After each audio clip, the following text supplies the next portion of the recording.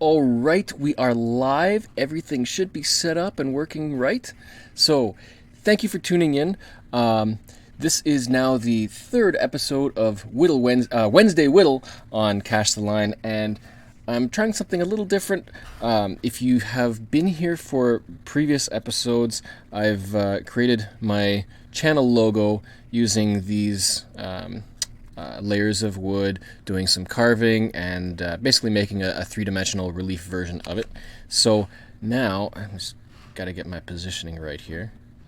This live stream is very casual, very simple. Come in, hang out, chat, pop in and out as you wish, because it's going to be multiple hours. It's just a live stream of me creating, and yeah, sometimes it's fun and we get some good chatting going.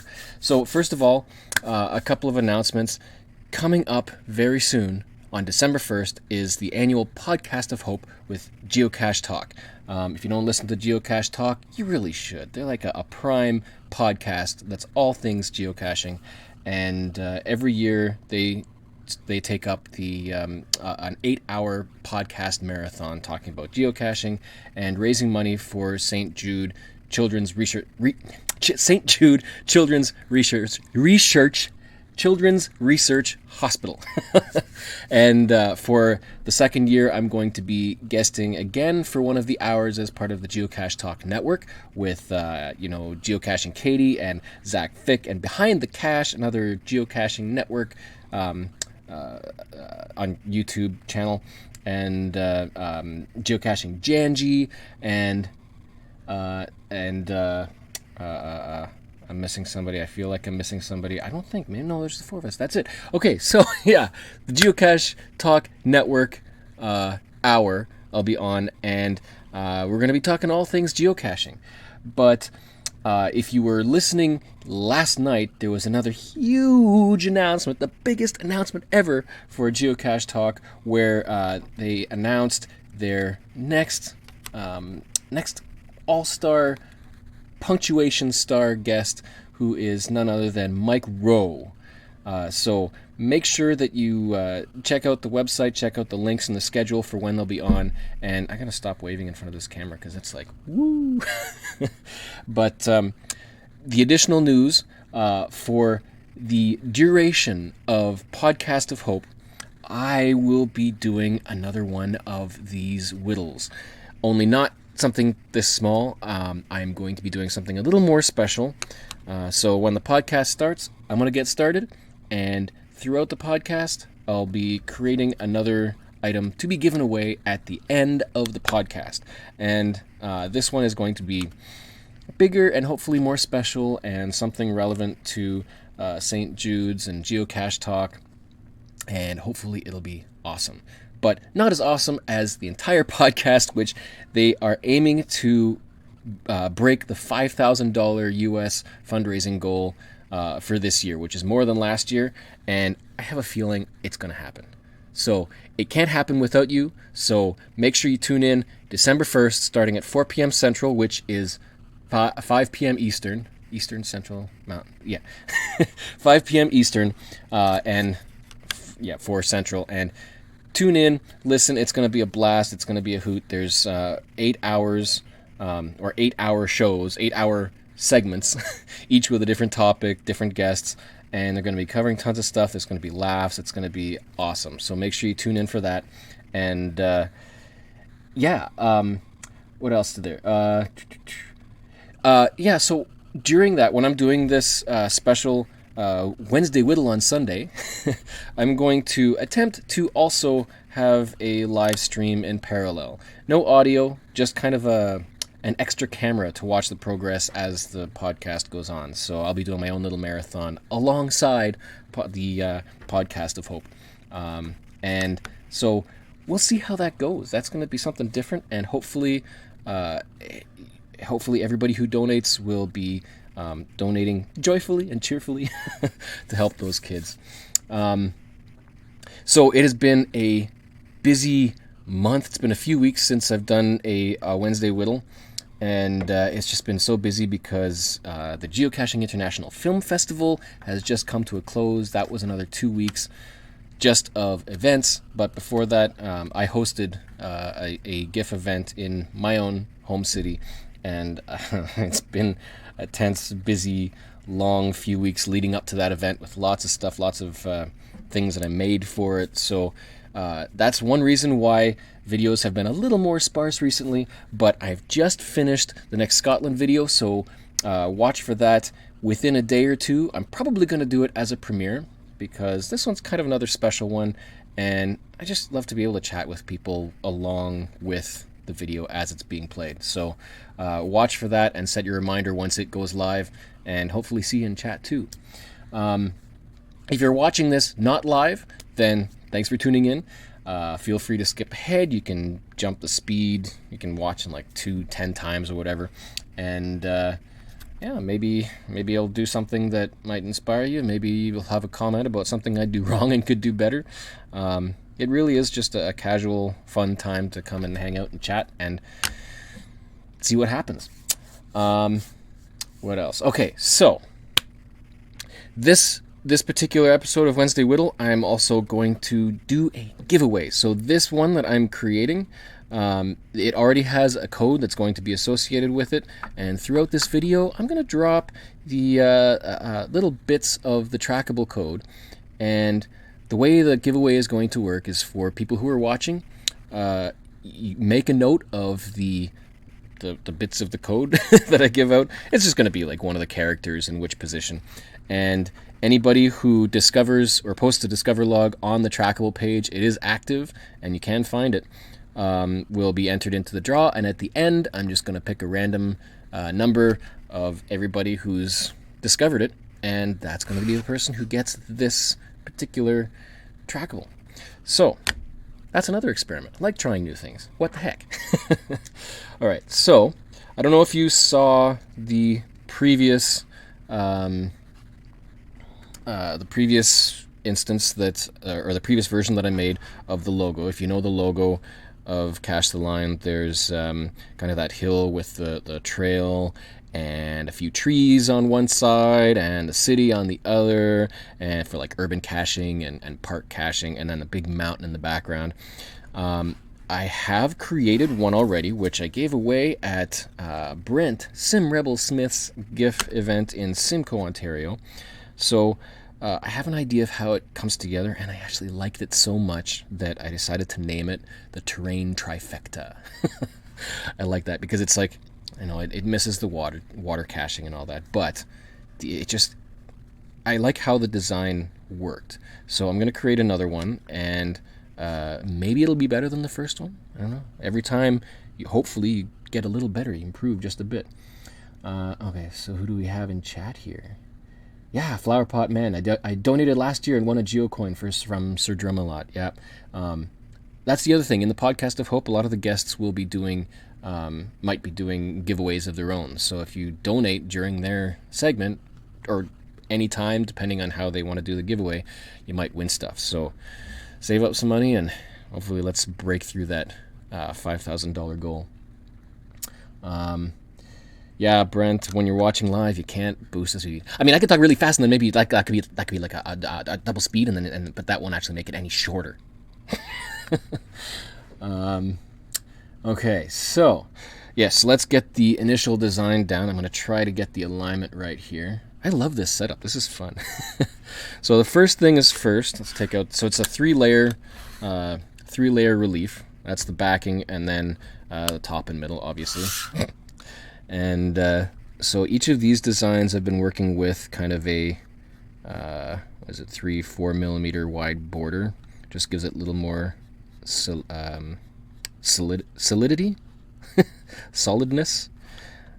So I've been kind of watching some pyrography videos and tutorials and guides. And I haven't seen anybody really do this kind yet. Like, most of it is on a plank of wood, kind of painting and burning and doing that sort of art. But this is a little different in that there's a combination of carving and burning, which I think is kind of neat. So Yeah, and just as with the previous episodes, at some points I might be talking, at some points I might not, and I'll try to look at the chat to see who's all here and say hi. And hey, Caching Dead New York, welcome. Okay, so now first stage will be the hill. So let's get trying to remember approximately how separate the horizons are. So there's the horizon of the hill, which was 1, and then there were trees, and then the city. So the city, I think the city line can be fairly straight, but it's going to blend in. And then there's the mountain on top. I really like how the mountain works with the wood. Yeah, when I'm doing this, it's kind of almost like channeling my inner Bob Ross. Little whittle while you work. Super nuts. Watching live, whittle while you work. Yes. Whittle while you work.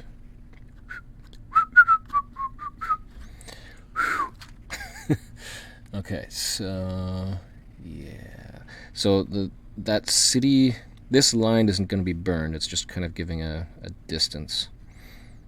So the idea I had for the trees was kind of to do 2 of the most common types of trees for tree climbs. So it's parkland and tree climbs. That might be too big. Okay, let's give a general canopy bubble. And then, of course, we have the pine tree. And so the pine tree is a tough one because it is just a triangle point. But, okay, I can already tell that's going to be a little too big. The trunk of the pine is so small in the middle that if I cut around the base, it's going to be very unstable. So I've just kind of blended in kind of to the ground. And hopefully it'll look kind of like a tree and not just a pointy triangle hat. Okay, the deciduous tree is a little too big because I have to make sure. Yeah. So the other thing I've got to watch for, I've already done it with this piece, is I've sanded off the top so it's not as rough. Because what happens is when you use your eraser, all that rubber gets into the grains of the wood, and especially when you start burning, you get some nice rubbery, not so nice smell. So let's try going with something a little more abstract and basic. I think that'll be a little smaller. Okay, and the whoosh.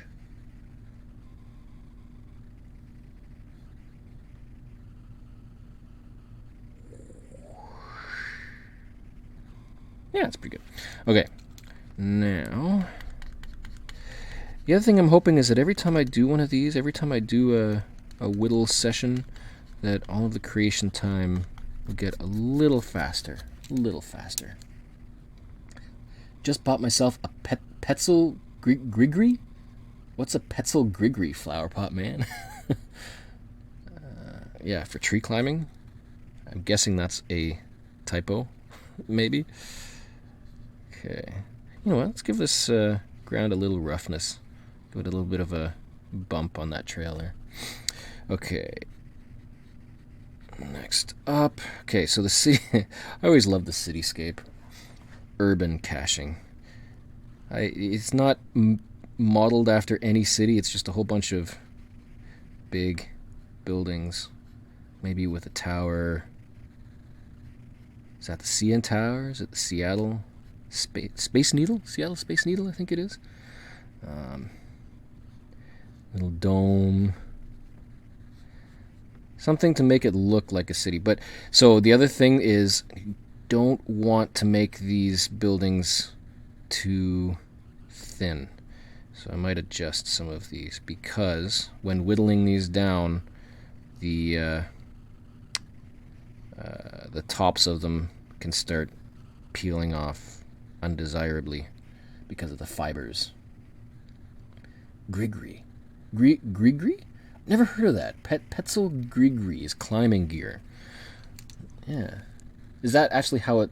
Is it an acronym, or is that actually how it's... like the name that it's actually spelled? I feel like it's an acronym. G-R-I.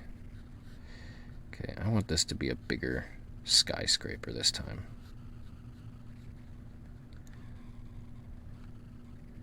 And I'm going to bring up the left side a bit just so it's not so lopsided.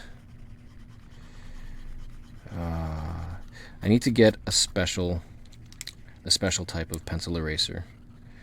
I think there's a kind that is a different material. And you said it correct. Rope for it's climbing equipment for rope ascending. Actually called a grigri. Interesting. I might have to look that up. I know that climbing gear is definitely something that I would love to have in the future. I've been seeing some videos on YouTube of some extreme caches and cachers, and doing these wild tree climbs. There's no way you're climbing that just on your own. And they have all the gear, and I really want to get into that. Need some arborist climbing gear. All right, so that is pretty much the trifecta.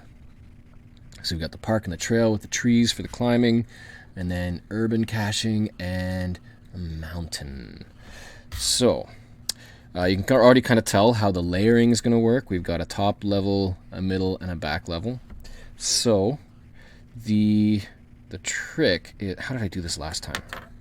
I think what I did was, I take the first one, I think. So if this, I wish I remembered how I did it the first time.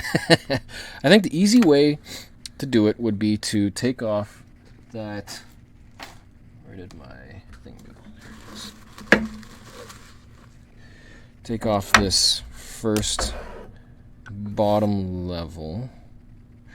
So this is the middle, this one is the bottom one. So if I carve out that first section, this section here, the sky, then I can etch in that mountain shape on the bottom part, and then I can work down to the city section. That's going to be twice though. You know what, I'm going to take... Hey Shelly, how's it going? Nice of you to be watching. Always watching. I think I'm going to make this the second one because I only want to whittle down this city line once, because that's going to be the most tedious. The mountain is an easy thing to do. So this I'm going to make. So this is the other factor. Getting the three pieces in a good alignment. Because they are slightly bent, and when you glue them together you want them to actually stick. And that's okay. So if that is the middle, I'm going to take out the sky, because the bottom part is going to be easy to do. So let's start with the middle then. Right, break out the exact knife. Oh hey, you know what? I think I might tell you what the first character of the Discover code is for the TB. I'm going to do it this way.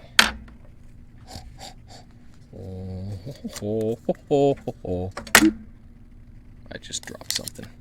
Do I have... Oh, where's my marker? Here's my marker. All right. TB code for discovery. Number 1. Yeah, let's start with the first one. So it is 6 characters. 1, 2, 3, 4, 5, 6. There you go. There's your first hint. No, just kidding. Okay, yeah, let's do the first character. So it's a C. There you go. So make note of that. And let's get whittling. Okay, this is the fun part. So I'm gonna try to not hit the tripod here. Let's first outline the border. After the first few sessions I've been doing of these things, I've been kind of building up a little bit of a callus on my middle finger because I've been pushing so hard on the knife and on the burner and whatnot that right on the inside here, this finger, because pushing down on the utensil really hard, has just built up a callus. It didn't quite blister, but it wasn't all that pleasant. So I'm trying to adjust my grip.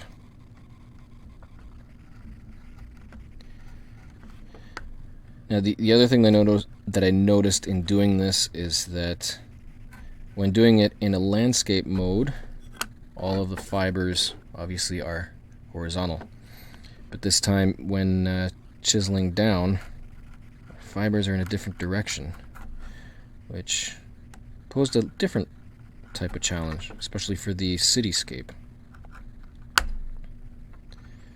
Those buildings are now upright. What is that? Get deep in there.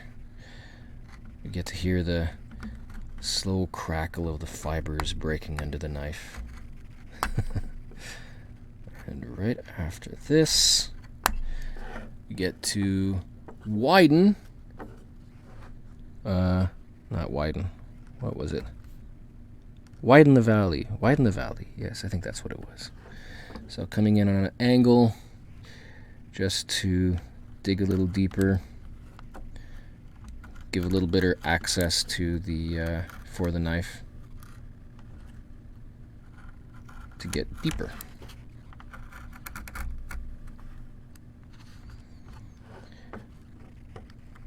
Quick way to build that little border to help take out the first section. So let's get this little edge.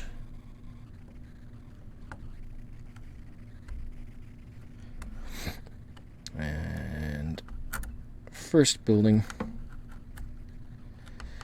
See, the other nice thing about these little craft ovals is that they're very layered.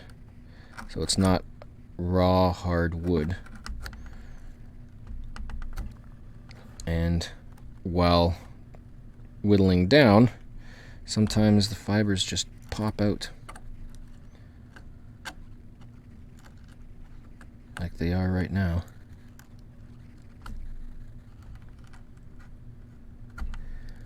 Okay. Yep, and I fully realize that if you're watching this live, it could get boring, but you know, that's the nature of the live art video. I think Curiosity Girl made an interesting comment. It's therapeutic. There's a lot of satisfying stuff that happens when you're carving. So satisfying.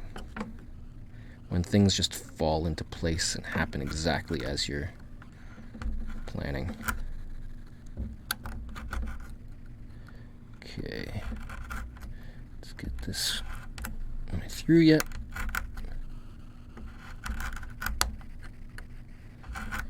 Almost.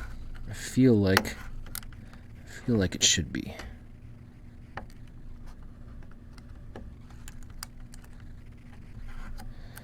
So the other thing is maintaining patience, because if you try to speed through certain sections, you could, and this has happened all too often, end up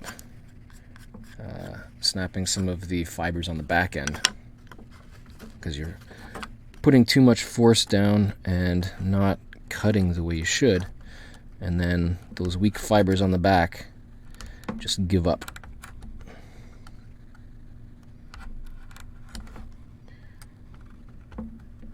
It's not so bad in this case because the layers glue together and they kind of disappear between the layers of wood, but still makes it a little more flimsy. Hey Jen, how's it going? Thanks for stopping in. Let's get this. Woo! I rushed that one and I just sliced across the top of a building. That wasn't smart. Okay.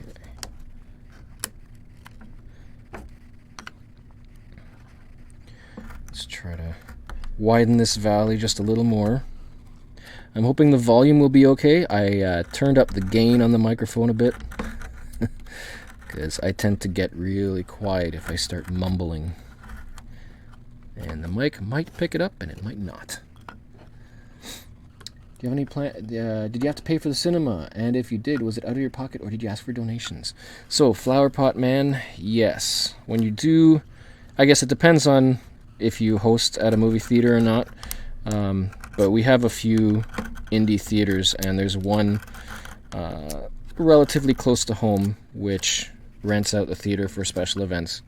And yep, you have to pay in advance, which means if you host an event, then you've got to pay out of pocket. But the nice thing is, there's numerous ways to recuperate costs. And if you know approximately how many people are going to be there, then you can set a price that will help recuperate all of that. Or you can make it cheaper and make it more fun, but incorporate other aspects of trying to recuperate costs, like doing a raffle, which I've done both times. And especially if you can get support from somebody who donates a very desirable prize, then you can get a bunch of people who will just pay a few extra bucks to have a couple of chances to win a nice big prize. And if you have a bunch of people who do the same, then you can start to quickly make up some of that extra cost. It's worth the extra effort. And if you so what I did for the GIF event is, you have to save up a little bit beforehand, just so that you've got enough to be able to cover whatever initial costs there are, and just then plan and hope for enough people, enough income to counter whatever other costs you've got. But I also put a whole lot of extra effort into other content, like I do buttons to go with the event, like a special button, and when I also create a flyer specifically for the event, I pick up some special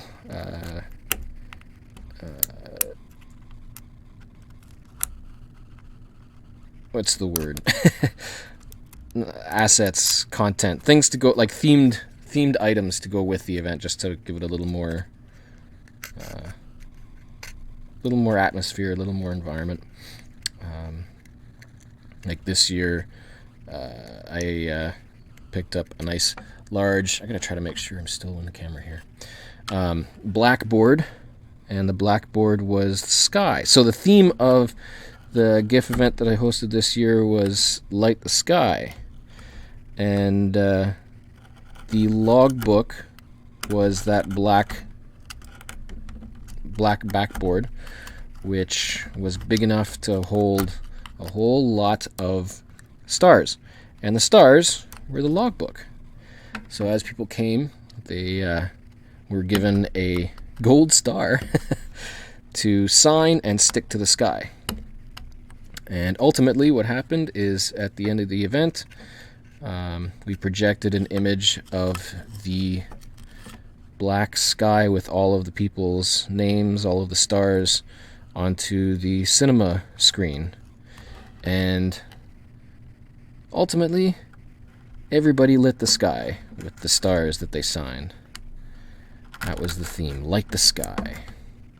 So, I mean, it depends on costs associated, not just with the theater, but with whatever else you want to do for the event. If you do anything for the event. I mean, there's no requirement to do that. You could just play the film reel in your basement for a few people if you want to. They will allow that. I don't see why not. I like doing things a little more extravagant. It's an annual thing, so you can work up to it. I like doing it. And working our way through another city. There we go.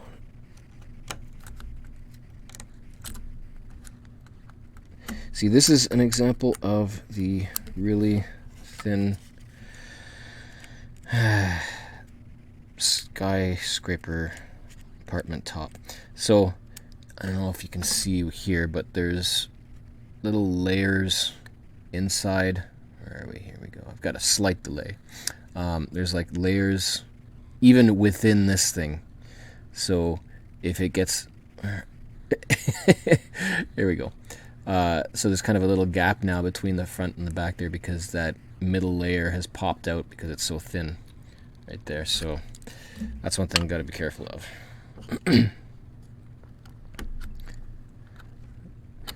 But you know, the nice thing is if the apartment top breaks, then we just whittle down and make it a smaller apartment. Okay, so that's a tower. How am I gonna... Did I have a tower in that last one? I think I did.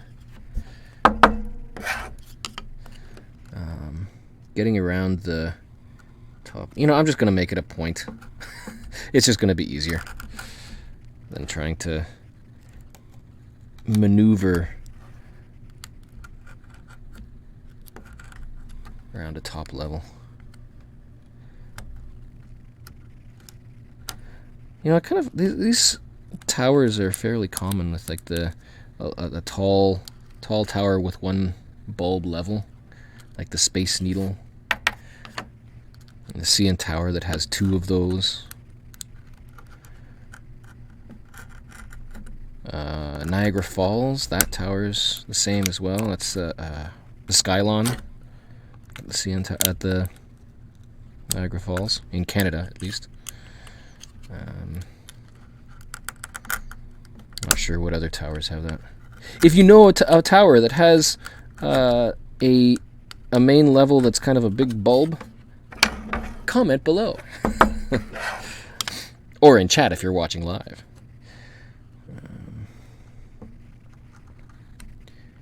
Okay, so this tower, I don't want it to be too thin too fast, but I think I've already cut. Yeah, I think... Oh, that's really tall. The first one that I did was just a point, now that I recall.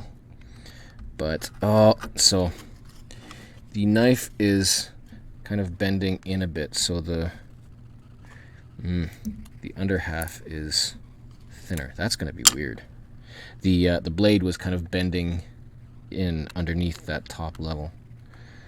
So it's got a bit of a slide. I don't even know how I can fix that.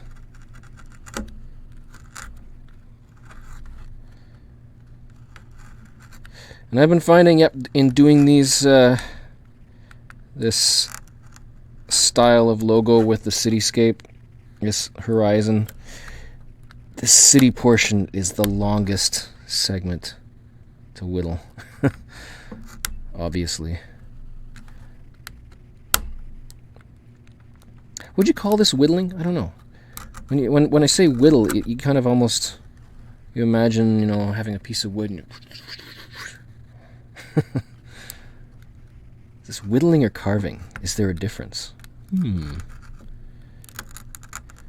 So I'm breaking down the layers by just taking them one thin stretch at a time instead of trying to cut like scissors, because it's a lot easier to... okay, that's not so bad. So that bottom half, still got the tower there. Good. flatten the top. Yeah, if you're cutting, you can just kind of cut all the way around, but with this, the wood is thick enough that you can't just cut right through, at least without a lot of pressure and potentially breaking stuff. So taking large sections down in smaller segments is much more efficient. Berlin has one. Berlin has a tower with an upper level, with a bulbous main floor. Have to look that one up. And get this one through. This one should be easy.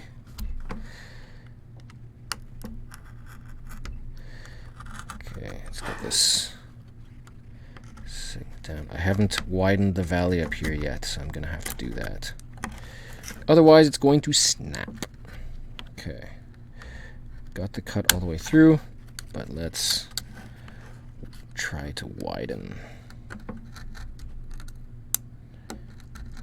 It's fun cutting across the fibers, because when you cut across the fibers, it just kind of falls apart.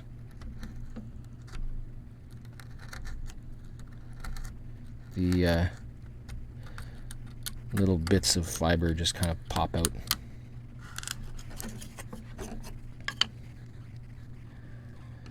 Night, Supernauts. Thanks for stopping in. It's good to have you here. I don't know what the time is over there, but it's 7:10 here. It's got to be earlier over there.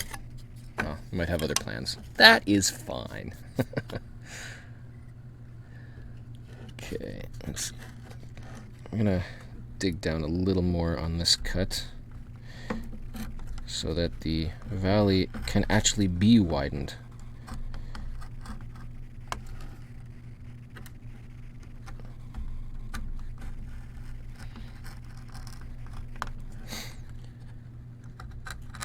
So once again, if you're just tuning in, be sure to bookmark geocachetalk.com/hope. That is going to be the place to be on December 1st for 8 hours. The Podcast of Hope Marathon. They're raising funds for St. Jude Children's Hospital. Children's Research Hospital. That's the full name. And it's... this year, their goal is to raise $5,000. 5 with 3 zeros. In 1 8-hour stint. But that podcast is going to have 8 1-hour segments with different guests. Gary and Jesse hosting the whole way. And starting at 4 p.m. Central all the way to midnight Central. Or... oh, what was that again? 5 p.m. Eastern?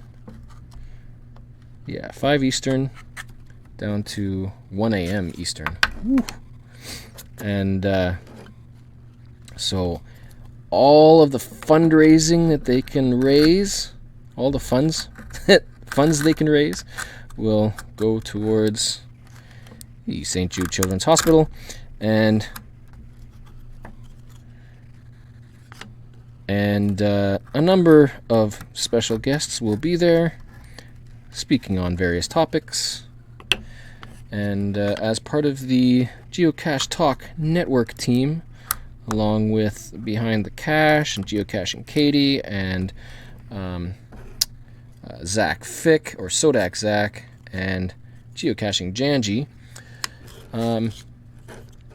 we are going to be there for an hour. And we're going to be having some fun, chatting up geocaching stuff. And I will be giving away a prize. I've got a couple of things that I've been waiting to give away in a special event. And this is a good opportunity to do it for some good. So, here's another announcement. I'll be sharing this in other methods over the next couple of weeks as well. But if you've been watching my videos, you know that I am a huge diehard fan of this pen that I picked up from one of the shop geocaching grab bags. They managed to stick in a telepen, which is just basically a little pen that it's telescopic, so it sits in about maybe a 2-inch little thing. You know what? I've got it around somewhere. I'll show it. But it is branded Geocaching, and it's not in their store. And I love it so much, and I've been raving it. It snicked and clicks, so you can attach it to your zipper or your keys. And so when you're climbing trees, it's a really easy way to have a pen that's available. And I just love it so much. But they aren't selling anymore. There was a version of that telepen on Amazon.com, and but it's not branded for geocaching. So I managed to get a hold of a couple more geocaching branded telepen. Whoa, excuse me. Geocaching branded telepens. And so I think this is a prime opportunity to include one in a giveaway. So during the hour that the Geocache Talk Network is on, at some point in the hour or at the end of the hour, not quite sure yet, we'll have more details later, I'm going to give away to a donator, a prize pack, which will include one of those awesome, amazing, super crazy, wild, cool geocaching telepens. And then I won't be the only one with one. I don't know who else has one. Some other people must have them because they were in those grab bags. I think it was last Christmas grab bag from Shop Geocaching. Hello, Heather. How's it going?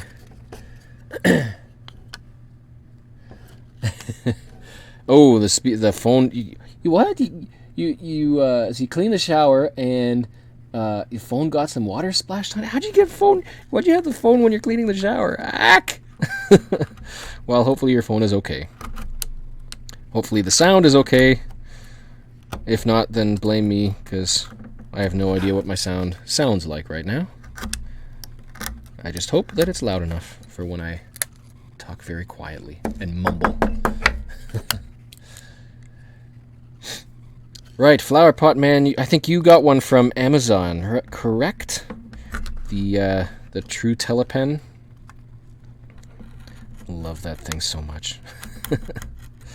So yeah, make sure you tune in when I'm on there on the podcast of Hope, the Geocache Talk, and you might be a winner of a bunch of Cache Line swag and that True Telepen that is geocaching branded.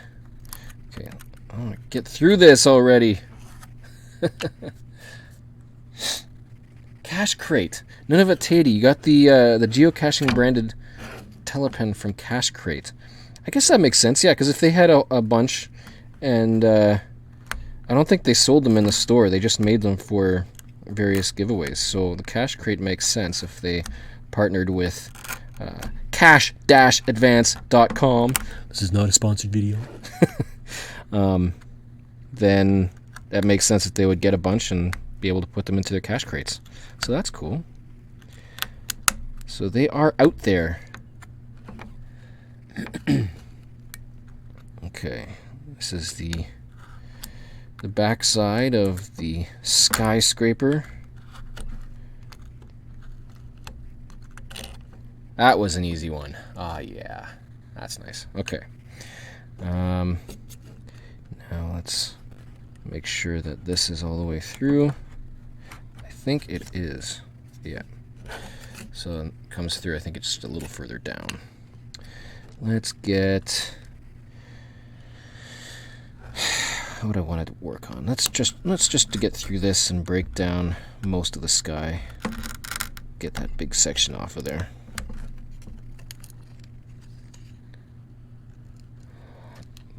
Good. Okay, now we're just a little bit rough, so let's just push through this should be nice and quick, hopefully. 2, 3 down in there. Because again, the other thing is you get through the thick stuff, and then you can do any minor details afterwards. If you've got to whittle it down or smooth things out, just get the big stuff out of there. Okay.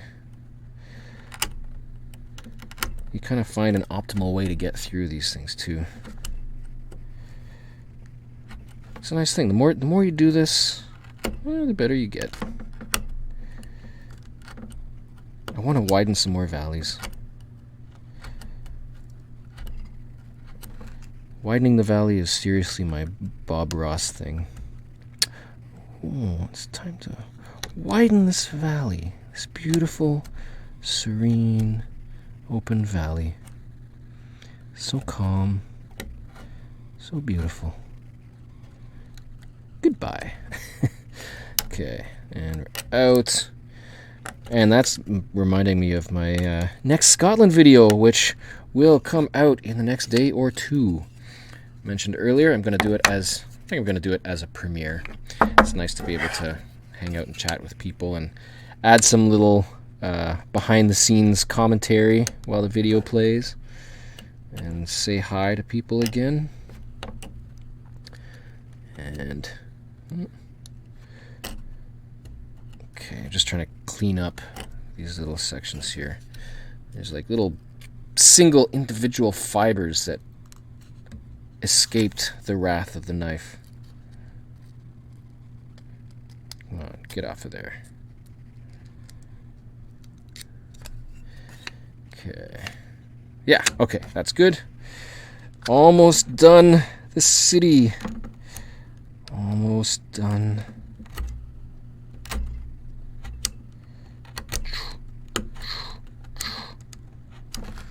Slicing the town. Sounds like that should be some kind of phrase. I'm slicing the town. I don't know what that means. When you're out on the town, you're doing stuff. Taking a slice out of the town. Hey, that could work. Oh, see, now I didn't slice that enough, and now I'm breaking off a little too far. Oh. Yeah, see that little callus there on the finger is already starting to peel a little bit. Yeah.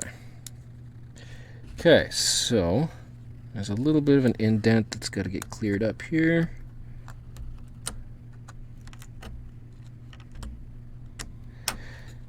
Yeah. Okay. Smooth it out a little bit.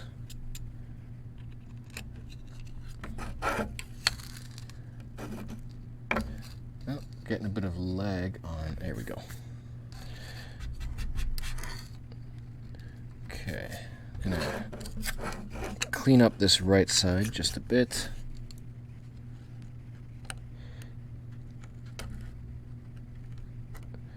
Because that last building is not supposed to blend into the sky.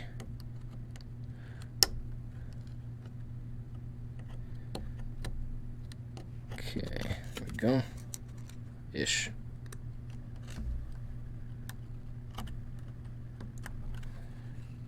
There we go. Okay, so this is the bottom, this is the top. I think that was the order I had it. Looks fairly flat. So the other issue again was if these are bent, then something's going to pop up. They won't stick together very well. So got to try to keep them in an order that keeps it relatively flat for the glue. Otherwise, you got to stick it under something really, really heavy for a while. Okay, now the mountain. Now that I'm straight through, I could just draw a nice, simple, smooth, and yet rough, bumpy mountain scape. That could be an interesting one. And the same border, about the same width.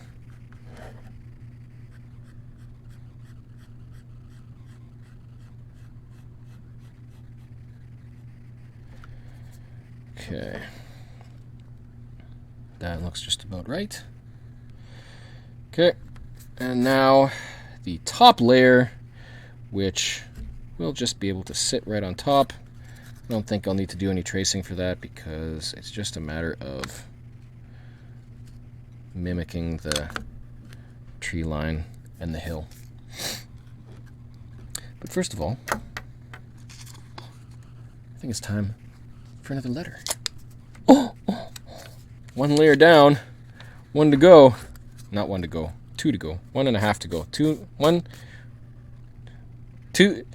I don't know how. The way that I'm doing it, it's kind of like 2 halves and 2. So 2 layers with 2 half layers. Let's see. Okay, so 1, 2, 3, 4, 5, 6 characters in this code, and let's go with the last letter in the alphabet, which is a Z, in case you didn't know. And it goes right about here. So the 4th letter in the TB code is a Z. All right. So once again, this travel bug, this TB woody relief, the terrain trifecta that I'm making, is going to be given away at the end of the show, and everybody who posts a Discover log using the code that's slowly being revealed will be put into the draw to win it. Okay, so now we've got our hill, which is about that height. Yeah, do it about here. I think that's right. Might be a little high, but that's just fine. That's fine. Yeah, it's a little high. Whatever. Okay, so actually, for a guide, I'm also going to add in little bits of the tree line, of the city line, so you can at least see where the bottom of the buildings are. Because that is going to be... Okay, so because this is going to be the trees, this is going to be the top level. So I am going to sand this down just a bit, because it's got to happen anyway. And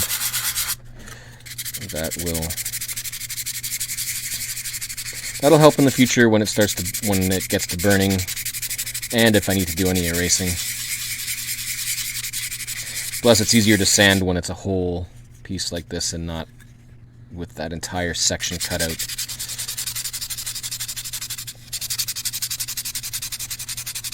It really is a matter of getting those grains down flat, because it's really annoying when the gaps between grains show up in the burn. And catch eraser. That was the second letter, yes, Brent. So the first letter was a C, and the 4th letter is a Z. I say Z, but Z is also correct. Okay, and also being the top level, I kind of sand down around the edges to give it a smoother top outer border. The Mod Podge in the end will help keep it smooth, but it's nice to have that kind of a beveled edge on the border. Just a bit. Okay.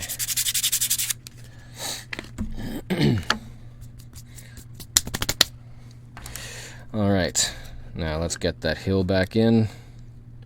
So the hill, I think, is right about there.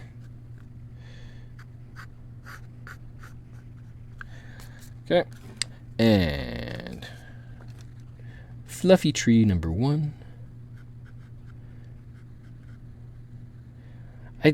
Sometimes I put that little bit of a gap between major limbs, but that's really hard to carve.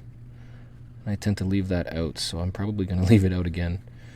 As long as it looks like a tree, And that's what matters most. I should probably say team trees as well. There's another fundraiser going right now on the YouTubes. Kind of started by Vsauce, I think, and Smarter Every Day. I love Smarter Every Day.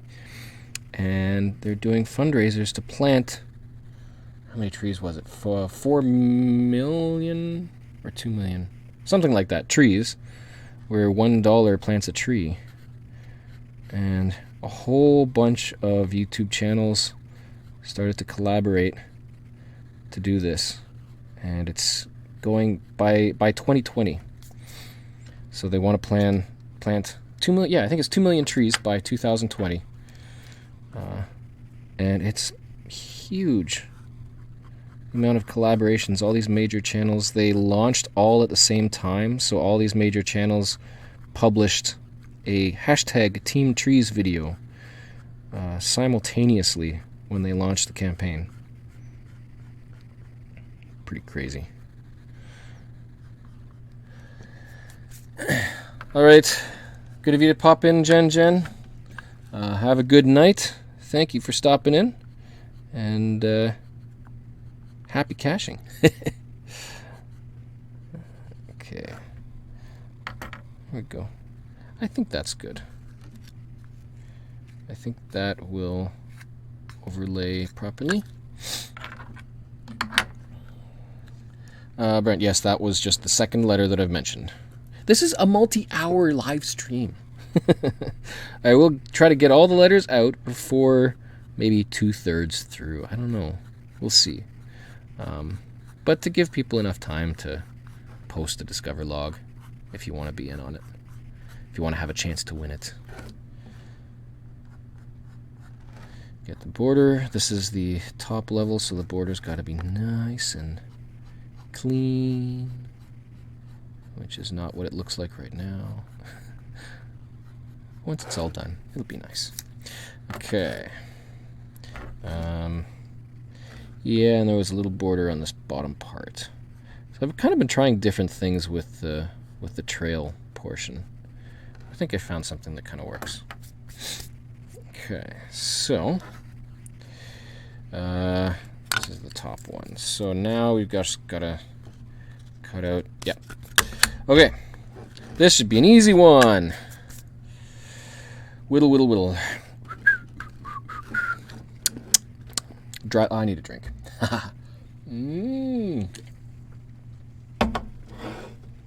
Hey, Pepsi, if you want to sponsor me, I'd love it. I'm just a little guy. Let's see. Yep. Okay. So, did I miss anything? Yes. So Heather, a few weeks ago, you gave me geo advice for a trip to Niagara Falls. Had a great time caching between tourist activities. That is awesome. Glad to hear that, Heather. There's a bunch of really good caches in Niagara Falls area. Mainly referring to one of the first videos that I published on Cache the Line, or I think way back then it was still Chasing the Iron Man. Was a geo challenge. I think the geo challenge was to travel more than an hour to find a cache. So I decided to head over to Niagara Falls and find some caches down there.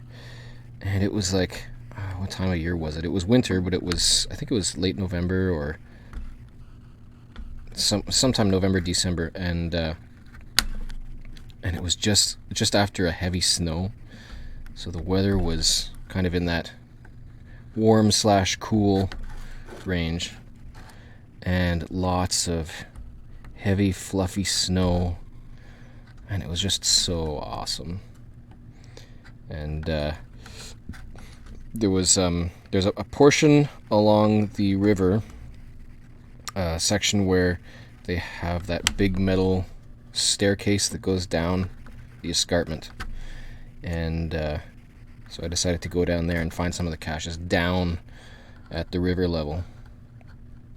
And it was such an awesome day for it. And you can see it in the video.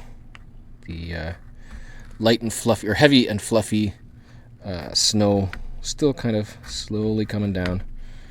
But that whole section down there by the river was covered in beautiful snow. The caches were, a couple of them were not findable, but there are trails down at the river. There's the whirlpool down there, and it's kind of an indent in the escarpment where the water comes in, and it just kind of comes in and swooshes around and then flows on a bit more. So it's another kind of a touristy attraction. There's a bunch of caches down there. So for that video I went down and found a few, and it was so cool. That was a good challenge.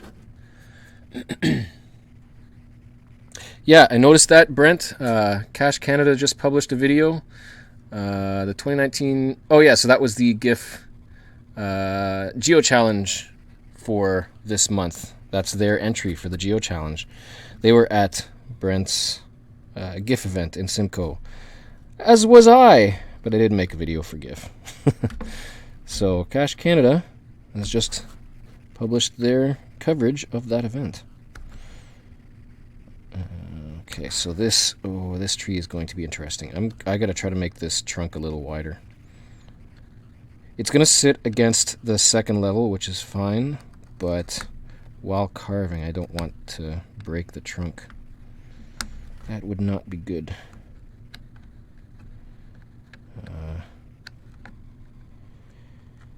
Okay, let's widen the valley just a bit. Get through that top level. That's the nice thing about these things. Oh, I gotta shift this into the window again.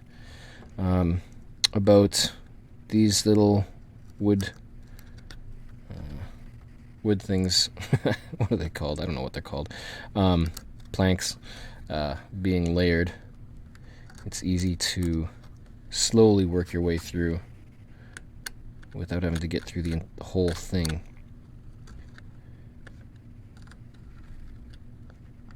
Okay. This is going to be interesting. So these little armpit curves are a pain. Armpit curves.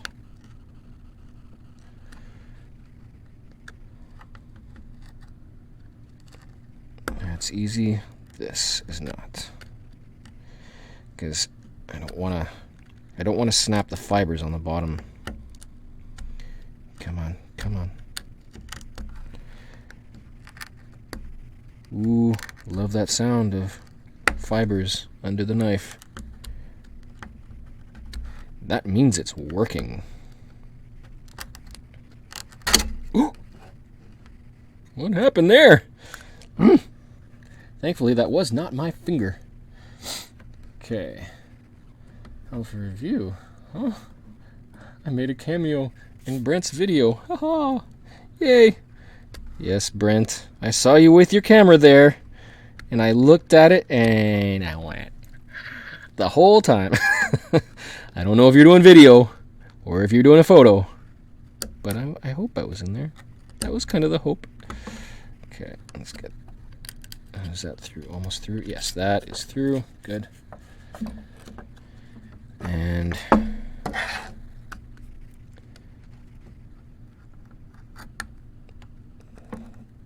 It's not quite a city, but it's still tedious to work around this deciduous tree, or non-coniferous type with leaves that fall off in the winter.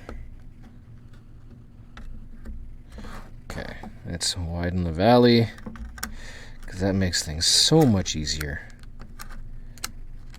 There we go.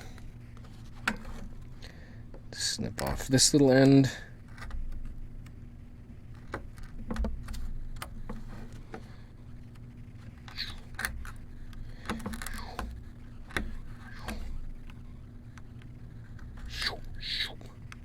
Gotta make sound effects.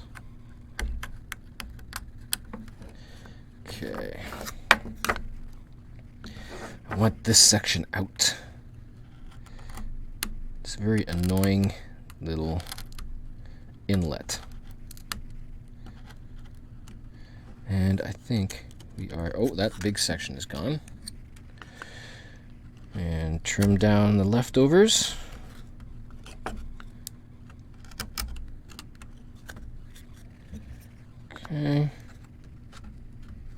Yeah, there we go. All right. Okay.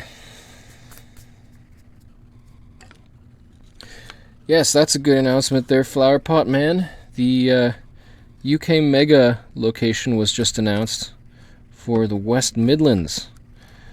Last year, ooh, I gotta watch that. I just slipped a little much. Last year, or this year, the UK Mega was in Aberdeenshire. And yeah, that is a video that will be coming up in my Scotland series, my Scotland/UK Mega video series. It's a couple days down the line, but it is coming, and it was really fun. I'm so glad that we went to that. Also because when I was there with Team FMART, FMARRT, we drove around and found a bunch of caches in Scotland and the UK, but one of my essential priorities was to meet up with other vloggers, other UK vloggers, such as none other than the Flower Pot Man, who is in chat, and also Geo Paul, I met up with later on in the trip. And there's an awesome video for that day as well. Can't wait for that one. And also stopped in down at my hometown and met up with GC Harry Borman, who was another vlogger. And we cached for a bit and chatted and caught up and had some fun. Another video. Still so many videos to come from the UK from that trip. I think that will cover me for all winter.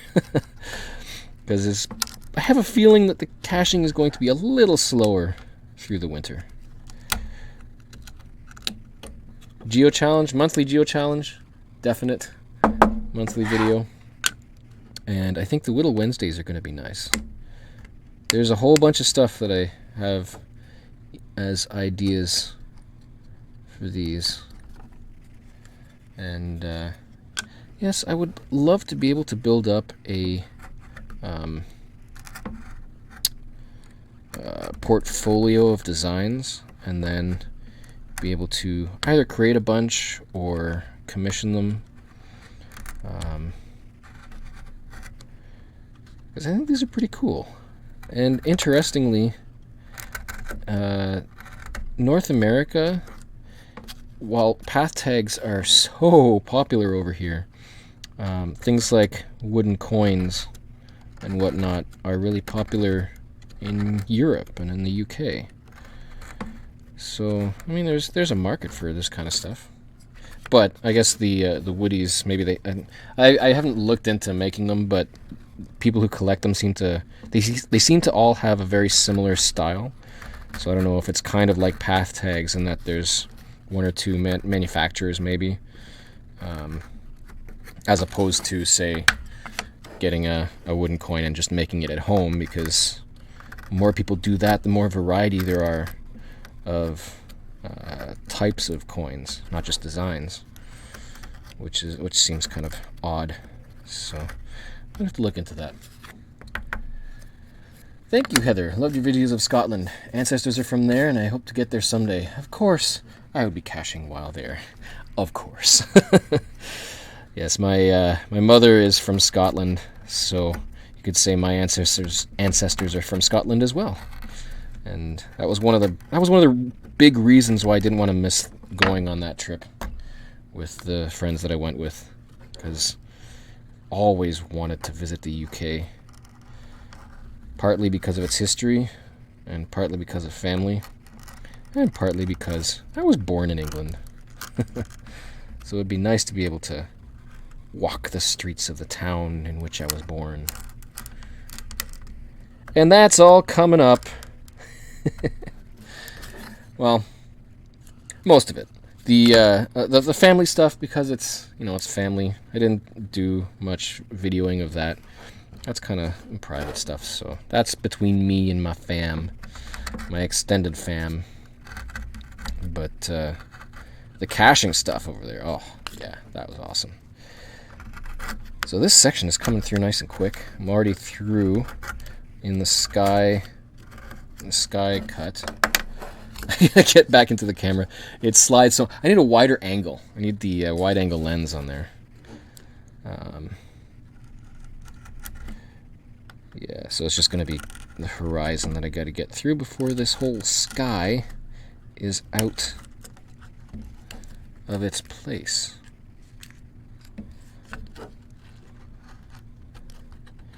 And there we go.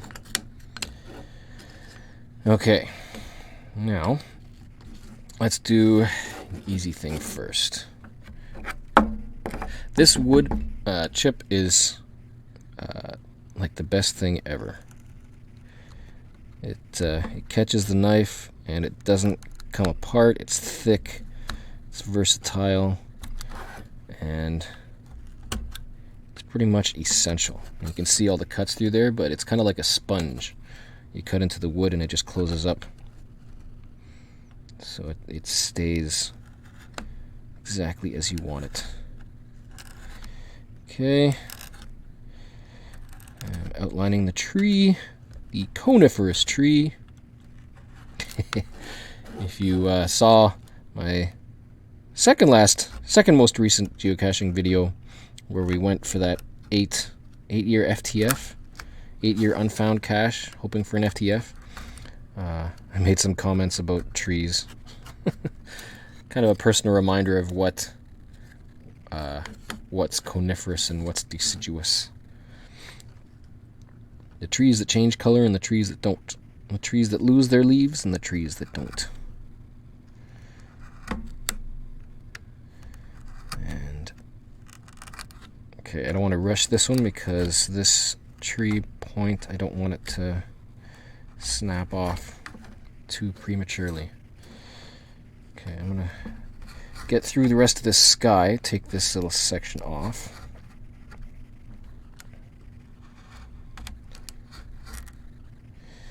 Okay, let's widen the valleys, because that is the key to a nice clean lift.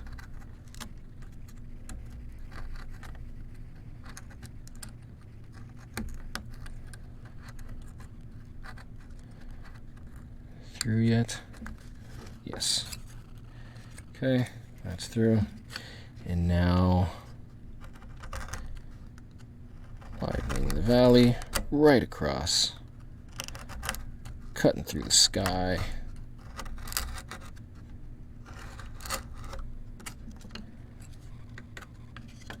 Looking good. I don't mind if that snaps, because that is all sky that's going to snap off anyway. How was the Ben Nevis Inn? Asks Flowerpot Man. It was actually not too bad. I mean, it's shared dorms, but when I was there, I think everybody there was climbing Ben Nevis the next day. But yeah, I mean, everybody's kind of there for the same reasons. There was camaraderie. People wanted to sleep. It's co-ed dorms, in case that's relevant. I mean, it really is just a quick and easy place to put up for the night. I know some people who wanted to do the climb stayed. I think there's a bed and breakfast and a motel or something a little further away. The nice thing about the Ben Nevis Inn is that it's literally at the foot of Ben Nevis. So it's right there. You can wake up and just hop onto the trail. And that is the video that's coming out after this next one. So 2 videos down the line, we finally get to Ben Nevis. Woo! Next video is Ben Moore. The mountain that holds Scotland's first geocache. And that video is coming momentarily. I was just finishing up the final rendering today, and I've got 1 or 2 minor things to fix, and then it will be in the queue. And I mentioned earlier, I'm going to do that as a premiere, so it'll give an opportunity to chat while watching with whoever wants to come by and share some little behind-the-scenes things and get some reactions and all that kind of stuff. So watch for that and set a reminder. So this is one thing with these trees. It's rounded, but it's a lot easier to work geometrically when you're cutting straight, well, when you're cutting straight lines. So kind of estimating the curve without having to actually cut these on a curve. For now, because they can be sanded down to be rounded, which is just fine. I think that's through. Yes, good. That one is out. It's coming. It's, ooh, see now, because I've already cut this, and this is one large piece. I gotta watch the trunk of that tree, because I have a feeling it's gonna snap. I kind of did this the wrong order, which was kind of dumb. I should have left this part connected. Okay, extra care.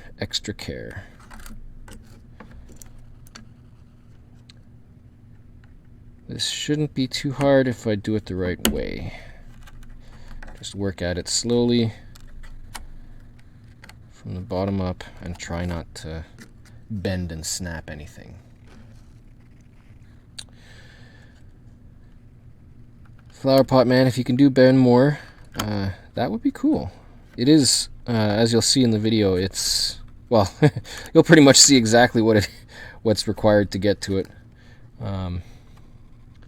It's a nice hike. I mean, it's not extreme, but it's a hill, and it is a hill. So as long as you can get through a hill, I think Ben Nevis is definitely much more like a mountain climb. Well, ish. I say that, mountain climb. Not like the kinds you see on TV. Not that kind of mountain. But I kind of agree with all the people who said that Ben Nevis is easier than Ben More. It's longer and it's higher, but it's less intense. Because I think the thing is, Ben More is like, it's constant uphill. It's up. There's no break. There might be a couple of semi-flat spots, but there's no respite from the slope. And as opposed to Ben Nevis, which, good, being very careful, which has a nice long trail, much of it paved, and almost there.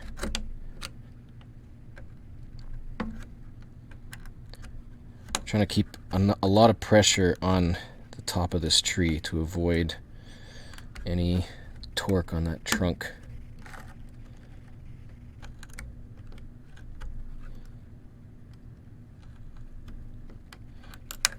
There we go. Nice. Okay. My tree has a little bit of a, is that an alfalfa? Got a little bit of a point on this top spot there, so I'm going to smooth it off just a bit for now. Maybe a little bit of the other rounded spots. May as well do that now too. I need like a nice sanding tool, like a utensil, so I don't have to worry about trying to fold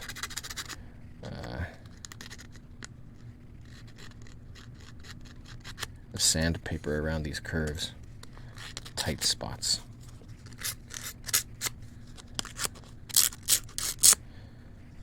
So you can kind of see also here with the tip of there, with the tree, that other middle layer is coming out again. So, but it's fine when the 2 layers are still there and the point is there. It's all good. And we have our top layer, our middle layer, and our bottom layer. Awesome. Okay, now the little thing that I tried with this one, because this is only 3 layers. That tree's a little high. Huh. Well, I can't take it down really down much right now because it's already at the top. I can't slide it down. So, the mountain, tried something a little different this time. I decided to very cautiously give it a bit of relief as well. Because if you make use of the multi-layer construction of these pieces of wood, you can kind of take out a little bit of that top level, and it adds just a tad to the 3-dimensionality of the backdrop.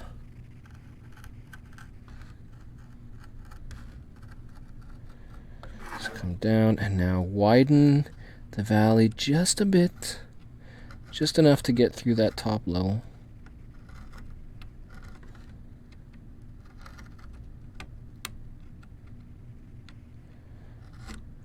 So it's kind of a little bit of carving here, because you just want just that top layer. And depending on how it comes off, you kind of see how the grain goes in the opposite, in a perpendicular direction on that second layer. Can't see much detail with this camera, but it's kind of like peeling off layers.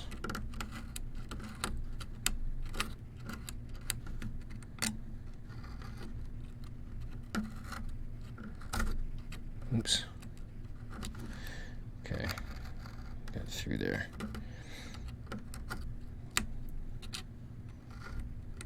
Don't want to go too far, but this is where you could actually do a little bit of a tiny bit of relief carving, like actually doing like rounded tops, so it actually has a 3-dimensional depth. But very, very carefully, because these pieces of wood are so thin. And I don't want to cut all the way through, so I've got to be careful how hard press down.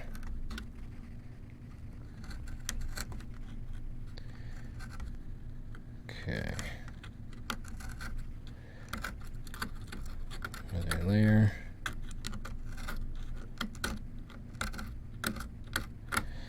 And the other good thing is that depending on your stroke angle, you can kind of give a little bit of texture to the sky or angle on the edge of the mountain.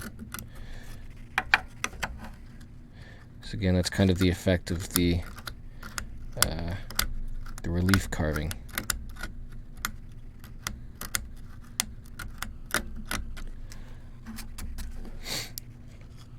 Just got to watch the depth on there.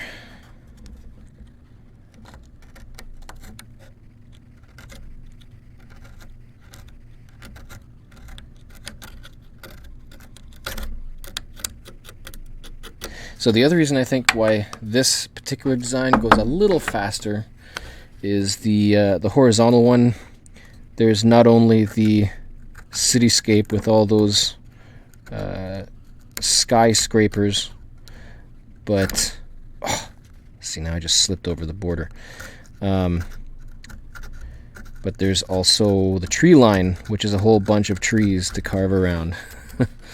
And that was another huge pain.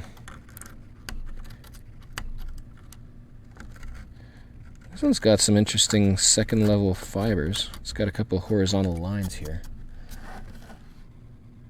Huh. I'm going to have to play with that. Incorporate it.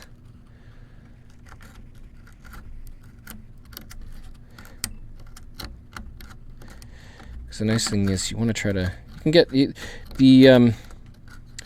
So the announcement for this episode, I included a photo of the first one of these that I created.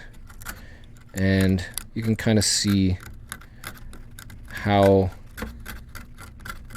the texture for the sky worked, and how it kind of also worked for texture for the mountain itself.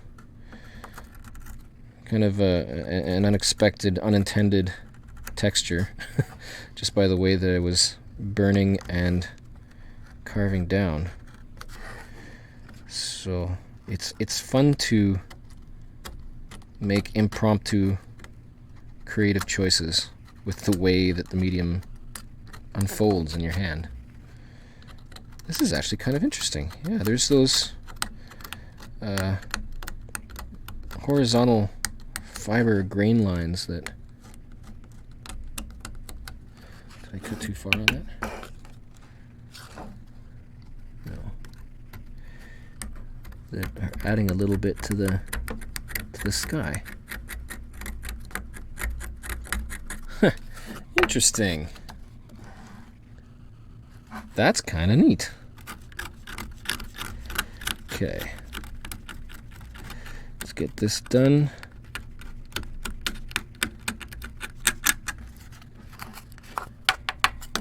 Hey, Geocacher Ken Reimer. Good to have you here. Welcome. We are working on layer 3.5. Trying something a little different with this, which I think worked out pretty neat. So we have now first, second, third, and a half layer. That kind of is neat. I like that. The that horizontal... I don't know if that's glue or grain, because it's brown and it's not it's not flat. It's weird. I think it's grain. Huh. And so I'm going to do the same thing down with the trail on the top level. This could actually be a really fast one. This is now an hour and a half in. Okay, so we've got 2 letters. Let's do another letter of the trackable thing. So what do we have? What do we have? 1, 2, letter number 3 of the trackable code. Okay, see you later, Brent. Thanks for coming in. You're going to stick around for 2 seconds to catch the next code. So if you're watching this not live, this is going to be a trackable video, because it's got a trackable code that you can use to discover this trackable. Okay, so let's do... What's your favorite number? Or choose a number between 1 and 6. Let's choose 6. So we've got... let's do it down here. 1, 2, 3, 4, 5, 6 letters in the code.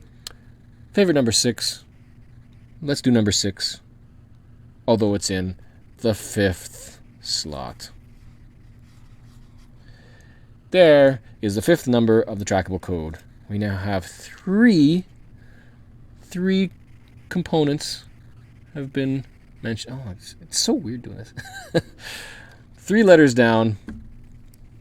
3 to go. Drum lessons?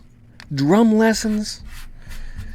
Ken, do you have drums in your home, or do you take your kid out to another place where he can make a whole lot of noise? I don't understand how parents could have a drum set in the house, unless you've got like a soundproof basement. Yeesh. It's just loud. Okay. Now, I don't hate drums. I like drums. They're fun. I played drums for rock band. There's like a lip there with the trail. Okay. Let's slice down this trail just a bit, because this is going to be another partial...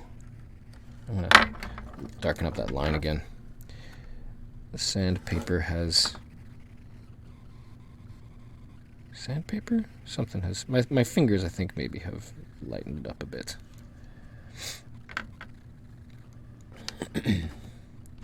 Okay. Carving. Let's get this line in here.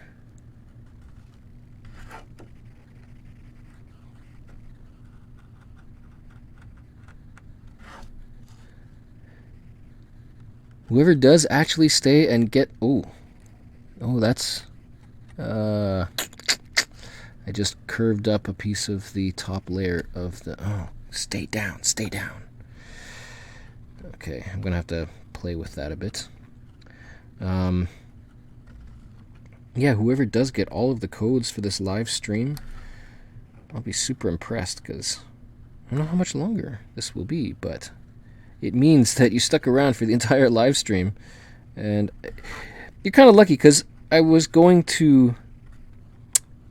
So for people watching it afterwards, there's a benefit to having the code revealed visually, because you can just kind of skip through and look for the scene. But I was initially thinking, I'm just going to say the letters, say the parts of the code. But that's just mean. Because unless and not have it in the captions, in the subtitles, that would be so mean. Because then you'd actually have to sit down and listen to the entire 8 hours just to get the code. Or not that it's 8 hours. 8 hours. How did I come up with 8 hours? I'm thinking the podcast. That's why. The first two were about just over 5 hours. So not 8 hours. I'm not gonna do an 8 hour. Well, I'm not gonna say that, because the podcast of Hope is 8 hours, and I'm going to do an 8 hour stint, or however long it takes to get that special piece done. So just as a recap, the big announcement that I shared at the beginning was that for the podcast of Hope, I am going to be whittling a Sunday Wednesday whittle, a Wednesday whittle Sunday, a special item to be given away at the end of the podcast of Hope.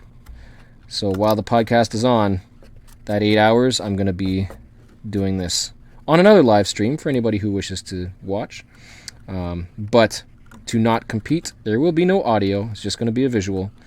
And so that people will hopefully tune in to the podcast, listen, and donate. Help them smash through their $5,000 fundraising goal for this year. I have a plan for what I'm going to make. I haven't decided yet whether to make it trackable, but it will be something that's collectible and hopefully turn out very cool. That is on December 1st, so make sure you mark that in your calendar. December 1st, 4 p.m. Central. Tune into geocachetalk.com/hope. That will take you to the live stream. And I think right now they just have the YouTube link embedded on the page. But if you open up the YouTube video into its own tab, then you'll get the chat window as well. And then you can follow along with the community for the entirety of the podcast. This is like an annual thing, and it's so cool. It's so great. And there's other surprises that are going to be happening throughout the podcast as well. Behind the Cache is doing something, and I'm doing something, and there could be more. Who knows? But it's going to be fun. So the other thing that I've noticed with doing this is that, just like with the sky, there's a little bit of texture. And it could seem kind of weird, because right now you can kind of see there's vertical lines. I can't quite see. Yeah, there's vertical lines on the carve, which don't quite match the nature of the trail. So I might have to sand that down a little. But I'm going to try to give a little bit of depth as the trail goes down. And that's the hard part, because you don't want to cut through too far, nor cut too wide and break out of the trail bounds. So there's a little bit of whittling going on here. Careful whittling. Because I don't want to go all the way through. I want to keep this kind of flat, but just kind of ramp it down.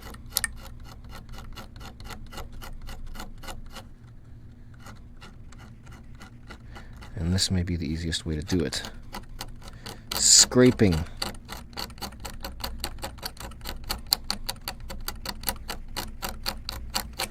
This is why I get a callus on that finger.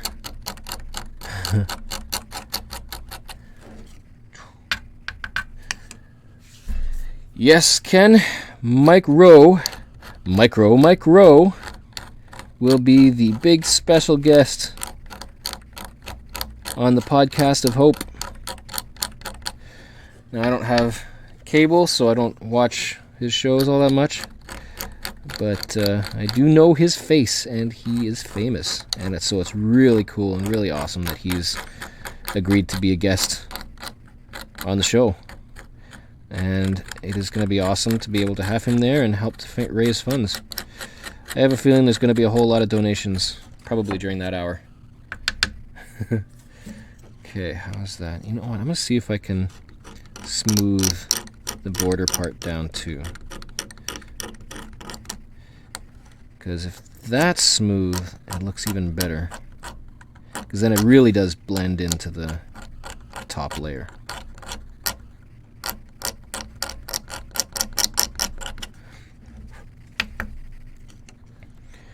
Just a bit. Just a bit.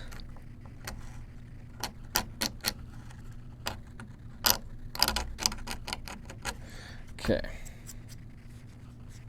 Yeah, that's kind of neat. Okay. I say okay a lot.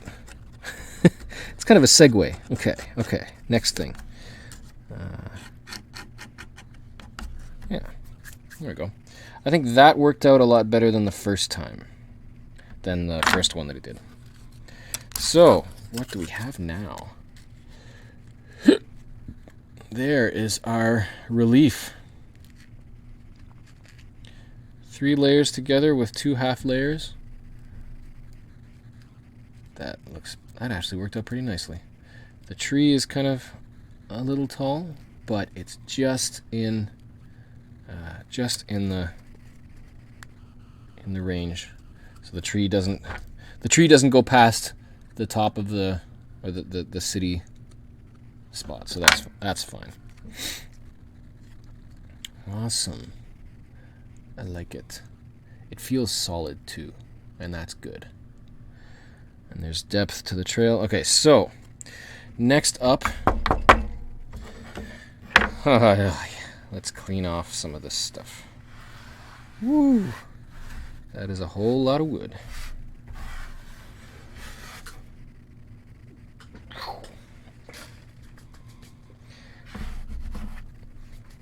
I like this counter. We got this counter for my workspace, and it has an adjustable top level. So you can stand up and work if you want to, but it's just right. Okay. What next? Okay, now let's burn. Gotta turn on my iron. Get a drink.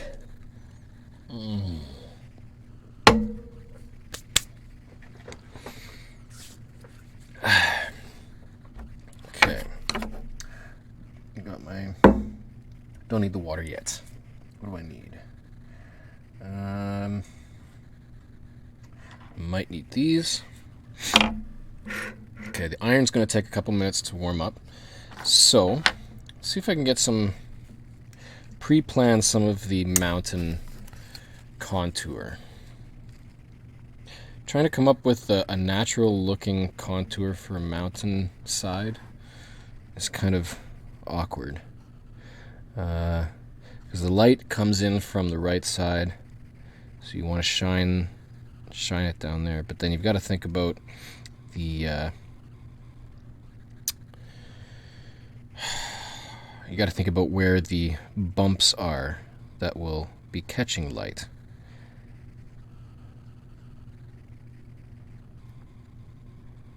If we've got another little bump down here, maybe. I wonder, do I have my previous picture up? Got it right down. Right, okay.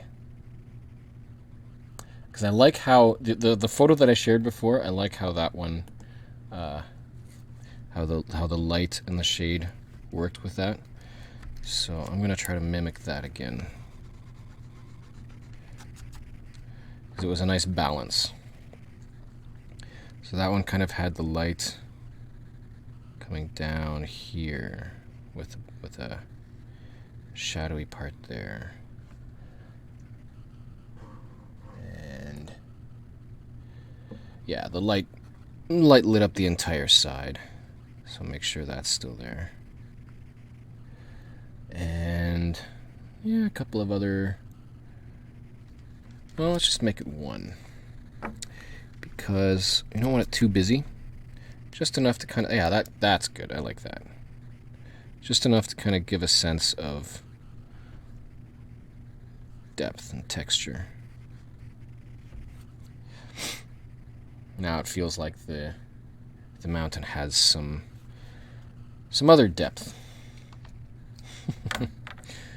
Okay, I'm smelling the iron. Oh, that's nice. Let's get that down. All right. I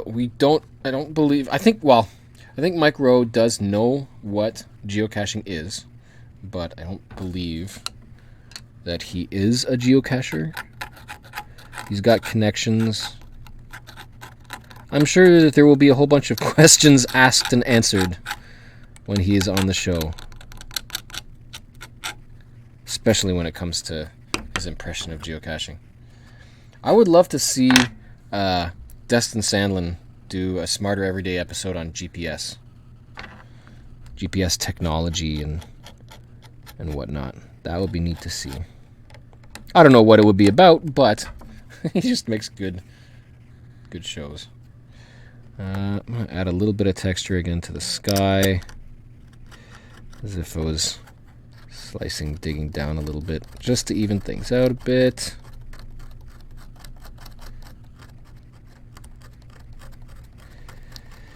Because when I burn in the sky, it's going to add some cloud-style textures. Yeah. Okay, we go with that.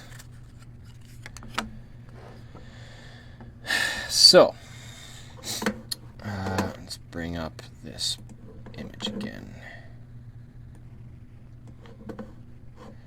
Wonder if I can do...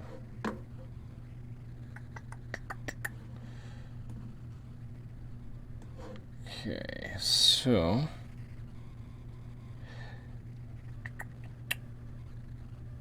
The sky, I want dark, so I pretty much want everything dark. Right, so, no, that's the city. You know what, I'm going to do the city first. That's what I did first last time. That's what I'm going to do first this time. So this, the nice thing about this is that the lower part is already covered, so I can play around a bit there and see how hot. Okay, so we are warm enough to burn. This is the fun part. Burn to a crisp. Burn to a crisp. This city is going down. Actually, I'm going to do it faster. I have another tool that is perfect for the job. The solder it.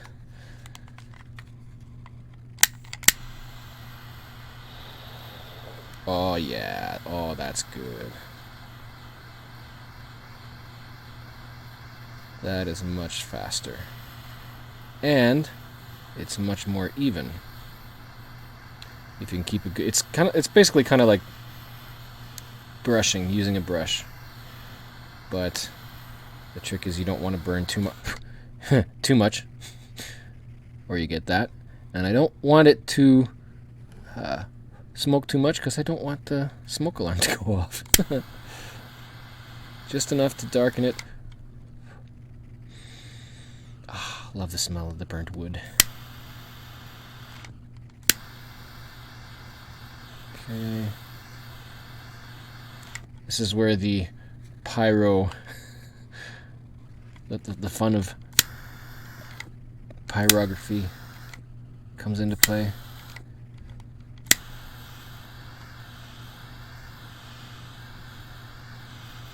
But yeah, the trick is getting it even because it burns kind of on a curve. So it starts out cool and then gets hot real quick. So you have to move fast. This is the middle one, so we don't need to burn too much that middle border. I want to see if I can even out the darkness a bit.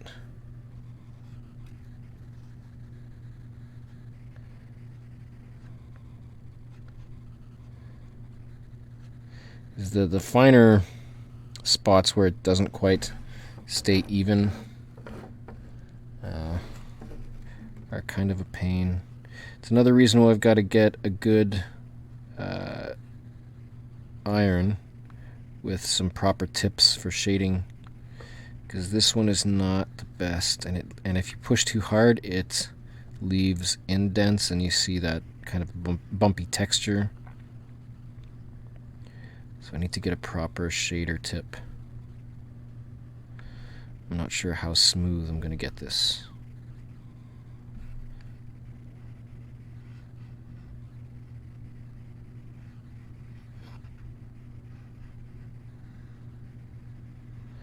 But how close are we now to the edge of this land? Okay, that's good.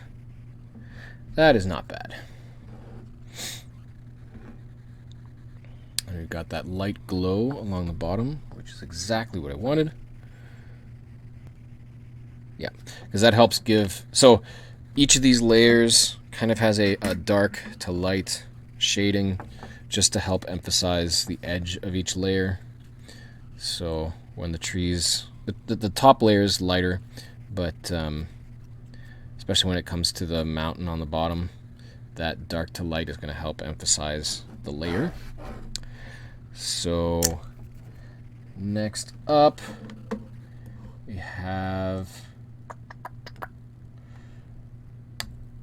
you know what, I'm going to clean up the inside edges because yes, gotta have it's kind of like bordering a drawing, a good solid black line around the sections helps to emphasize each region. And it's kind of like cauterizing. Cauterizes the edge of the regions as well. So any loose pieces of wood, any fibers get flattened out.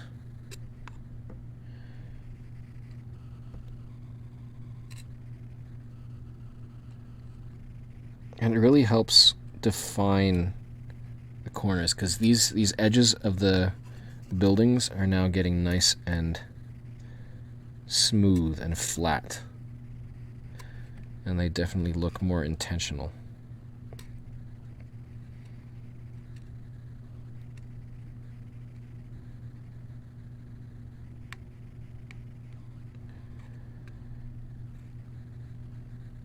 As soon as this burn session is done, I am going to start uploading the next Scotland video, and it will be up for premiere as soon as that is done.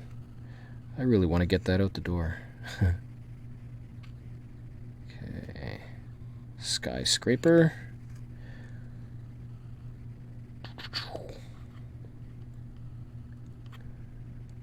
I love it's so satisfying pushing against something that's light, and then so we got the top of the building there.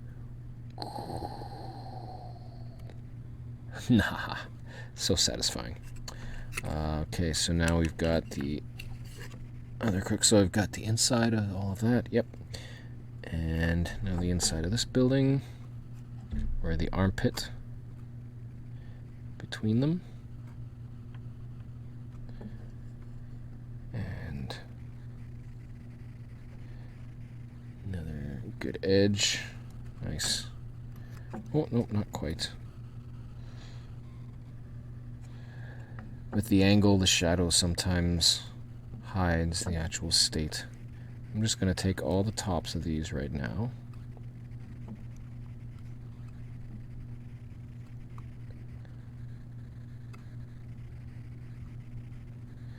And then work down to the sides. So there's not much on this side. 1, 2. Try the other side. Darken. Come on, come on, darken. Yes. Okay, so this one's got kind of a bit of an indent here. Between apartment buildings. And same with this one. And the end. Right here.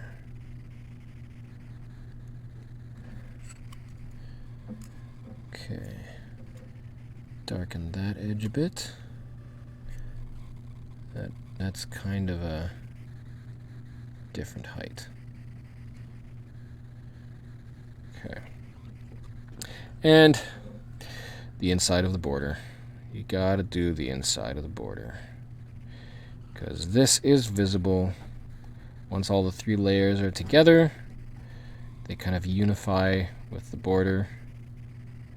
So we want it to look good.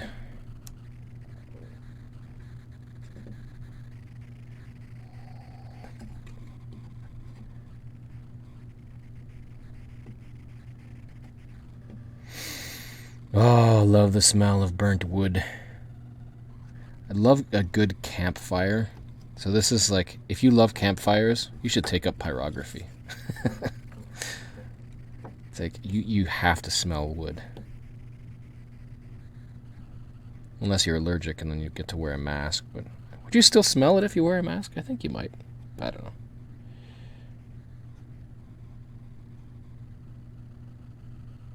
And flip it around and do it this way because it's just easier.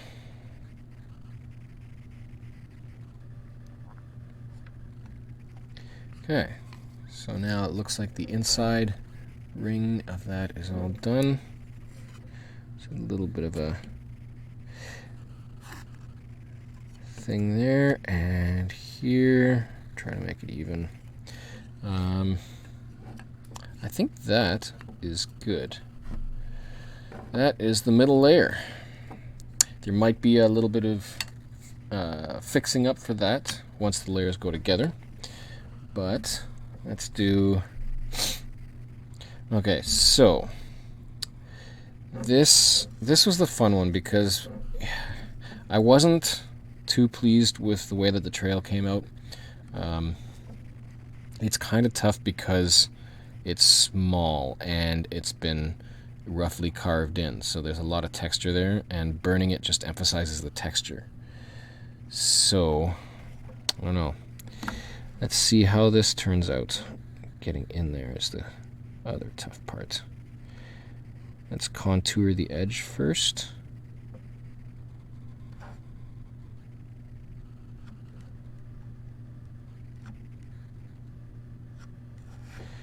Okay, and then this edge.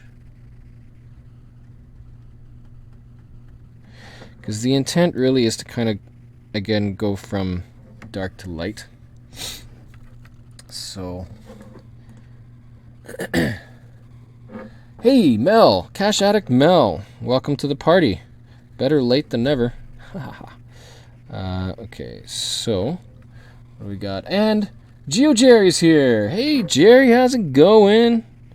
You done your caching for the day? Nah. Oh, okay.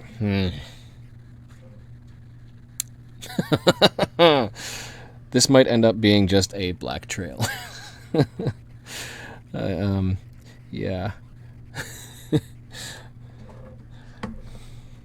So, whenever something happens like that, you just gotta roll with it and try. Although, okay, you know what? I can still scrape that off, so I can still fix it with scraping. But, see, this is the fun part. This is why you need to have different tips. Because trying to get in here and have a smooth gradient burn is not an easy task without ore burning other stuff.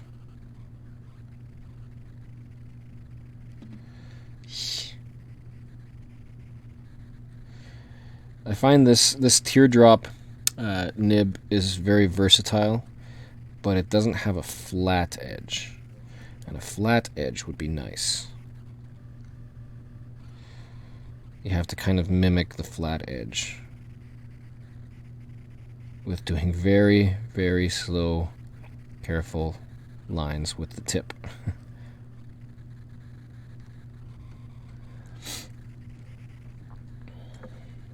Artistic license. Absolutely. Okay, let's try to do this quick. Might be able to get a somewhat okay shading.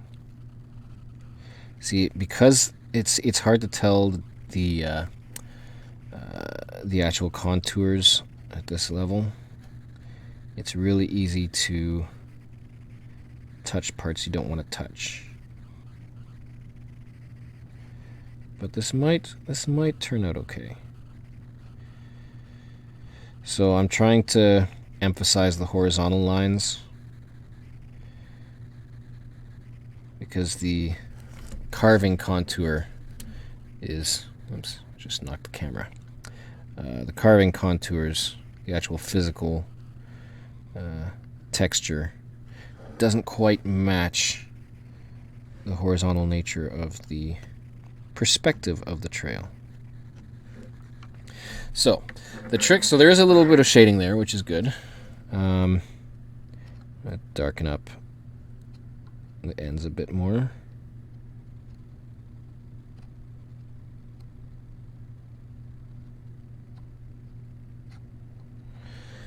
Okay, and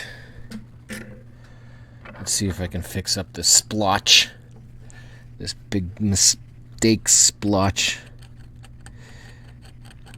So the other trick is, because with burning you basically just char the wood, it can be somewhat easy to lightly scrape off very carefully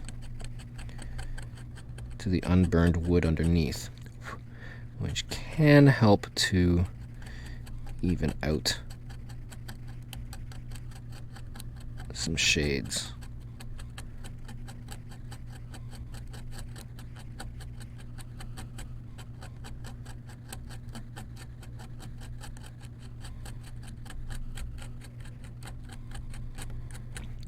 And in this case, while retaining some of the horizontal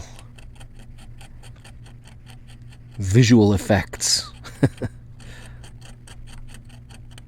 Oh, that's working out not too bad.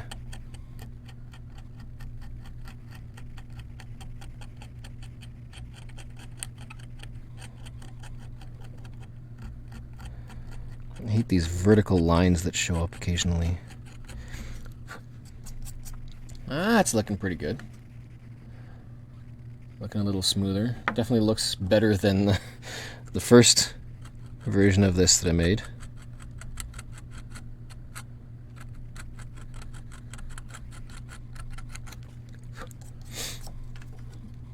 Okay. Let's roll with that. I think that's fixed. Okay, so I had a little bit of shading on, you know what, I'm gonna fry it again. So I had a little bit of shading on the grass areas, so on the sides. So I'm going to see what I can get with this without overburning just a tad.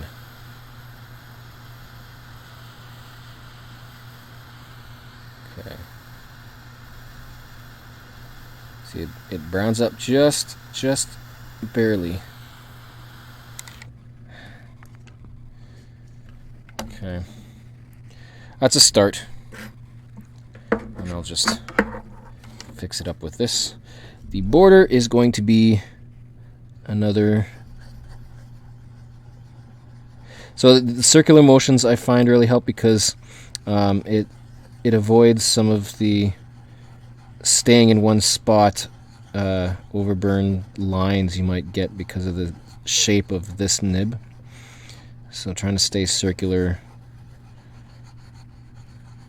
keeps it slowly warms up the areas that you're doing it on, so you can get a softer, gentler, smoother burn.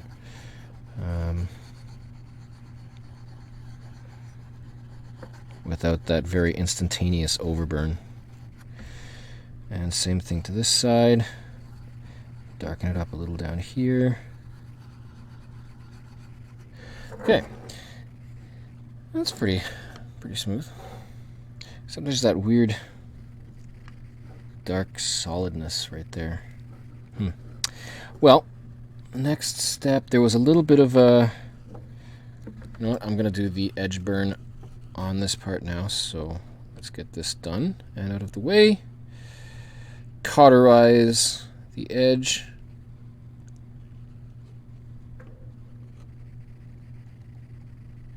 It makes it feel more solid too. Even though you're taking away the wood with the burn, it feels more solid once you've got that dark line. Good. And burning trees. I'm literally burning wood. Burning a tree by burning wood. So many layers to this. Okay, and it's kind of a rough edge too, which is nice. For the tree, I mean. Okay, bottom edge, or top edge, I should say.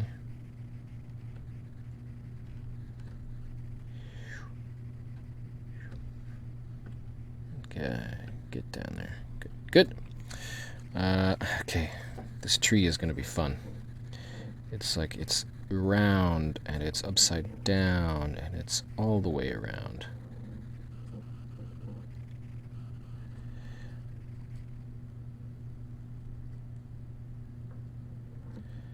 And you want to try to keep that rounded canopy feel.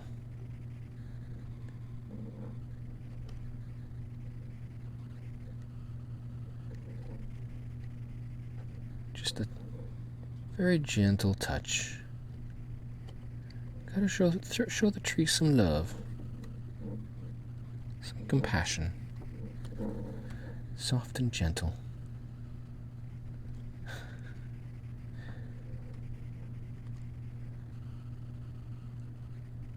Go. Nice. Because once the edge is done, you can shade up the top a bit and give the canopy some nice, fluffy, happy roundness. Happy anniversary! Jerry, happy anniversary! What anniversary is it? I must have missed that. Whatever anniversary, happy anniversary! Geocaching anniversary, wedding anniversary, work anniversary. Okay, last one. Nice and soft and round. Finish off the trunk.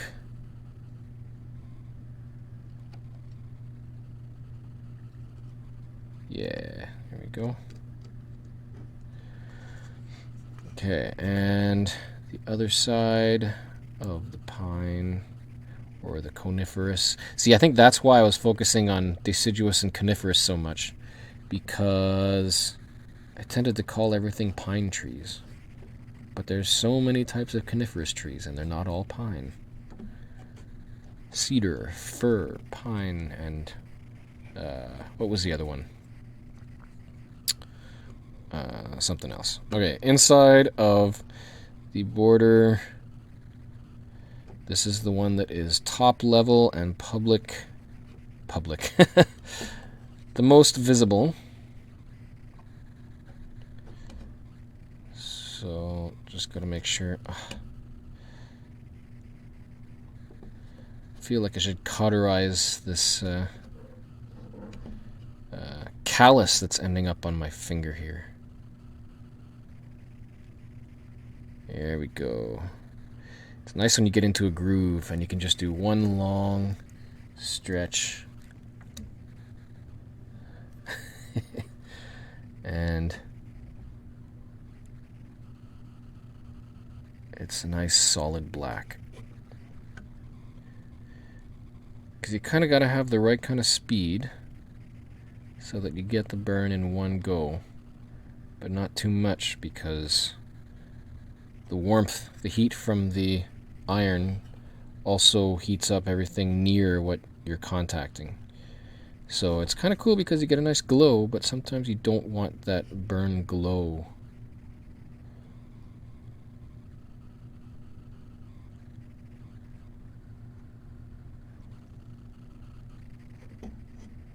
Nice.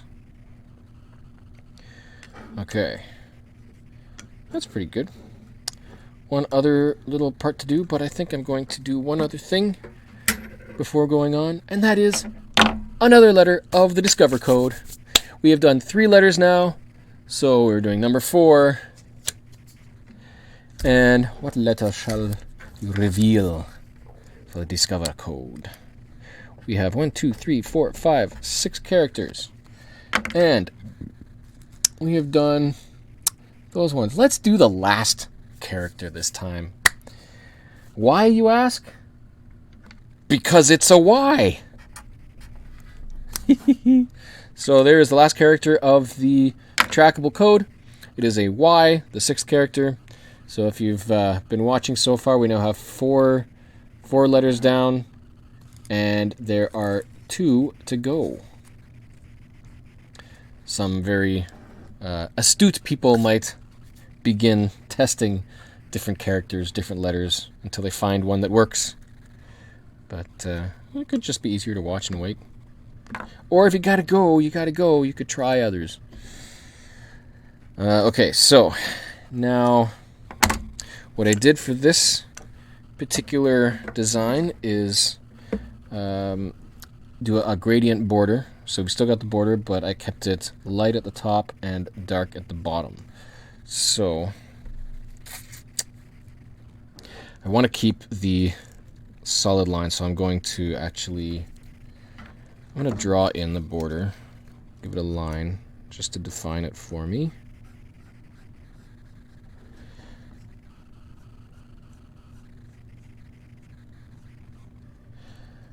And here we go. So it's going to be black.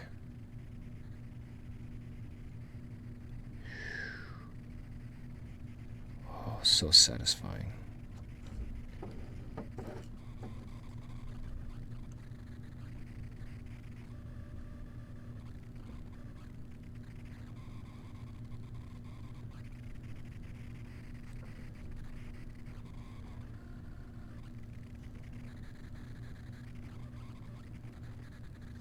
Go. Now, this one was a little different because I shaded up the trail, so I wonder how this can work. Let's get it dark along the outside so there's a slight angle so that the trail kind of blends out. See how that works. If it doesn't work, I'll just make it all dark, but I think it's kind of neat to have the trail blend into the border a bit. It might have been too much.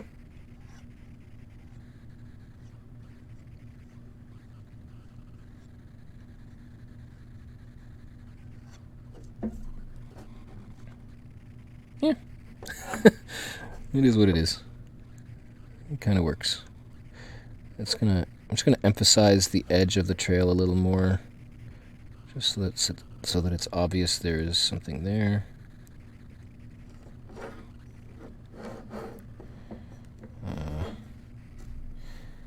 Came in this side. There we go.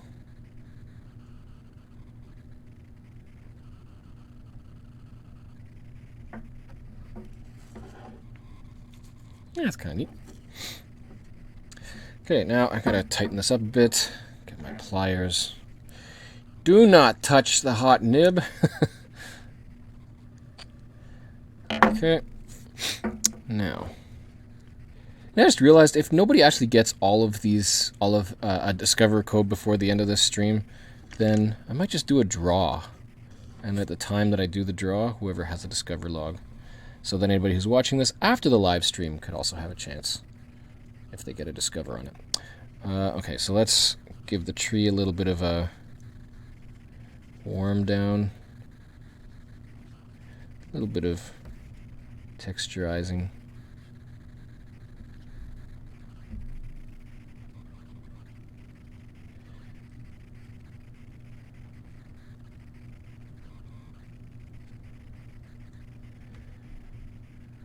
A little bit of depth.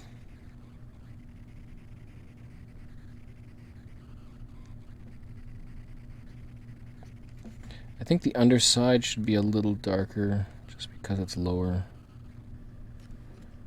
Yeah, that's better. Oh, that's nice. Yeah. Yeah, okay. And no, it's not like someone else mentioned, a nuclear mushroom cloud. And the pine, or the coniferous, I'm trying to emphasize some more of the horizontals.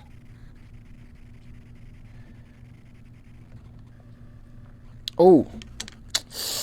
Okay, no, that's fine.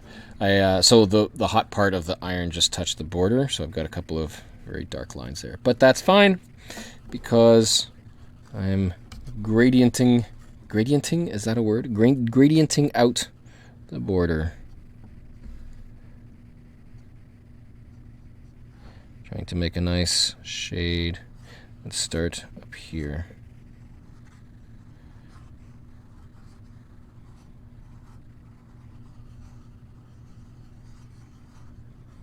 There we go. Yeah. Okay, and the same for the other side. Let's get a light shade up here. It's not burning evenly. That's kind of annoying.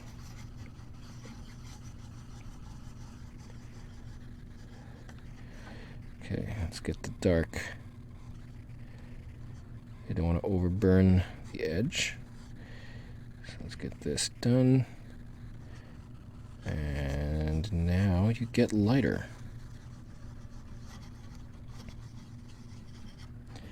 That's annoying. There's like a it's not burning flat up here. I can't quite get it flat.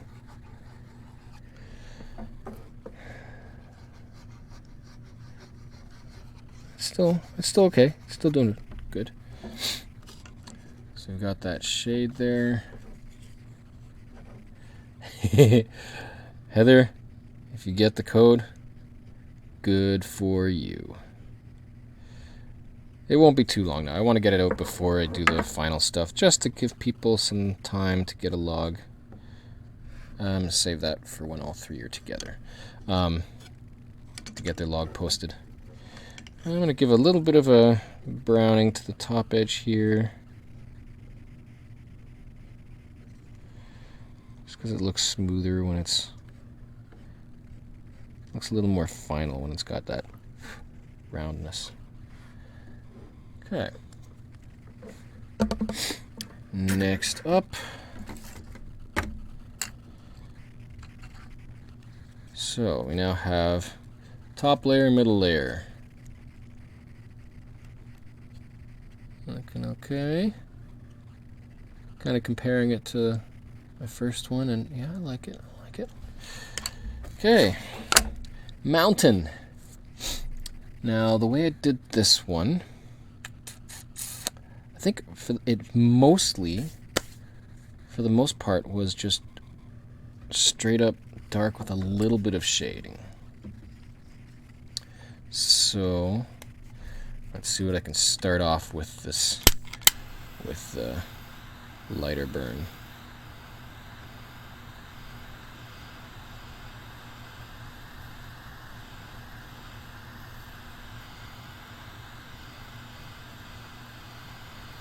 Because this burn pretty much goes all the way down past the city. I know I just burned all my contour lines, but I'll get that fixed up in a second.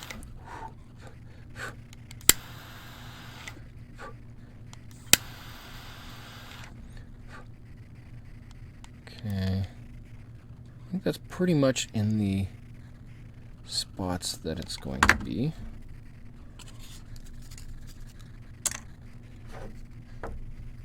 Yeah. Okay.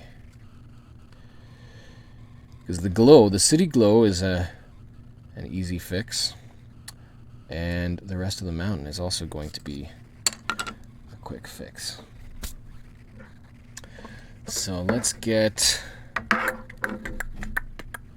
what should I do first? Let's get some edge for the mountain contours. Actually, I'm gonna try to draw on what I had before a little bit. Just a little bit out here and up. Keep that in there. You can't really see it on the camera, but there is a little bit of a guide there.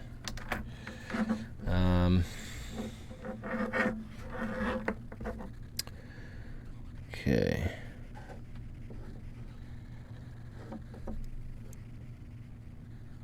Yeah, let's try to emphasize the edges a little more.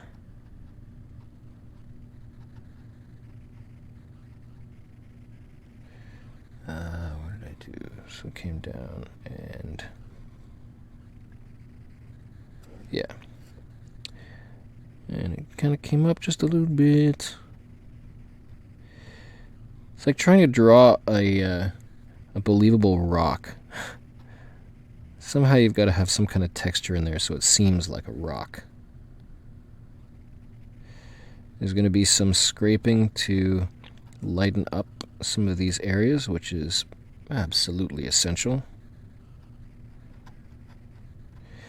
I mean, at this point with the blackness here, I really am just doing a little bit of texturing with pressure, because it counters the grain. When you see all those vertical lines,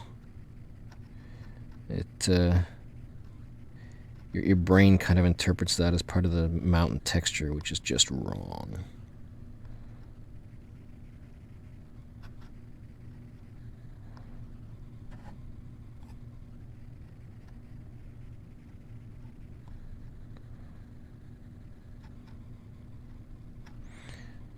A lot of this is not easy to get right. You just kind of have to go with feel. And I don't know how it's going to turn out, but you just do your best. Do your best. And play with it.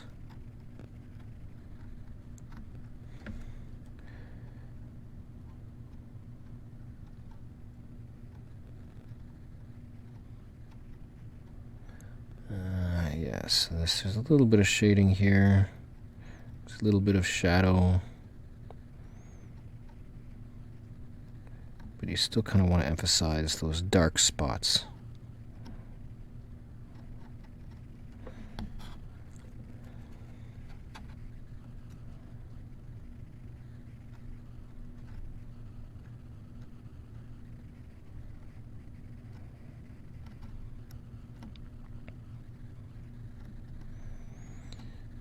So again, some of these light spots are going to be highlighted with some scraping, just to bring out some of the lighter. It's kind of like using white pencil crayon if you're coloring or starting on a mid-tone canvas and then using dark and light to highlight and shadow.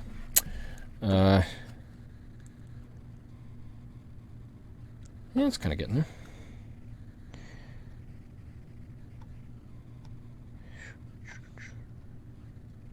Right up at the top, because there is shadow on the dark side.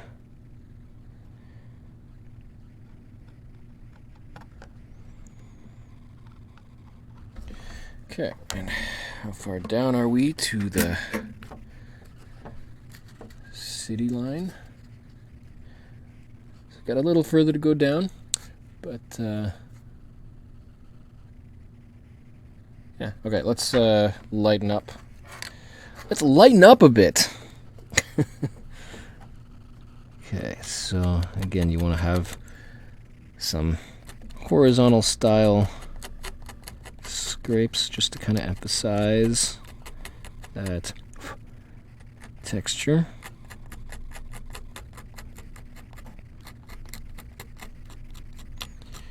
And that'll really bring out the shadows.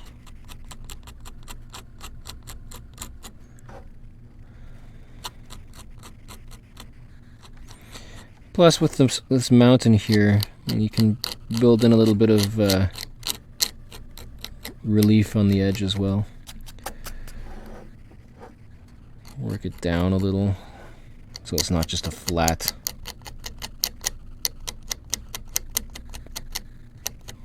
mountain. Yeah, a little more coming in here for a little bump.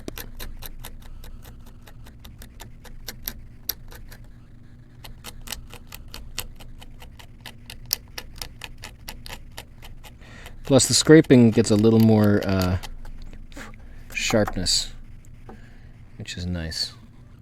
A little more fine detail.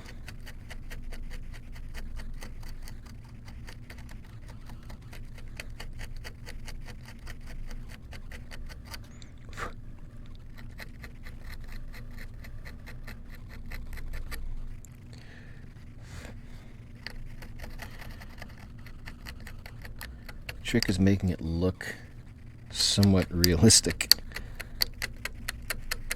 And without having a guide, like when I was a kid and I was doing art, I was always a realist. I'd always want to draw from something else that's real and basically copy it. I always had trouble doing things from memory. So actually, that doesn't look too bad. Need to darken up the sky, but you can kind of get a sense of depth with that mountain. Oh, that's nice. I like that. Okay, I gotta darken up the sky a bit because that snow is getting lost.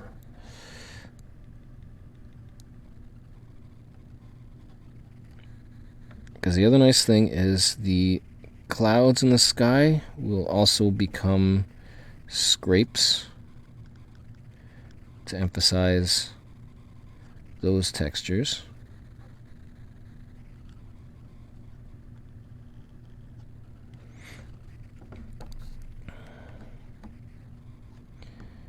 Okay, so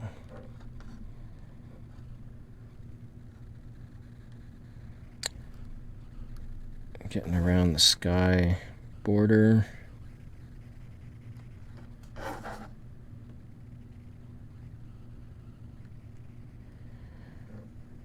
And down at the horizon.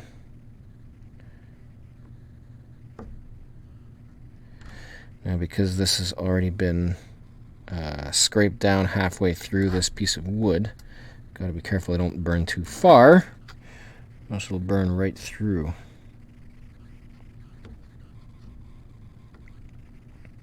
And here there is a little bit of texturing, so I'm not trying to necessarily get a solid black, just trying to fill in what I can, because there's a whole lot of texture from that whittling.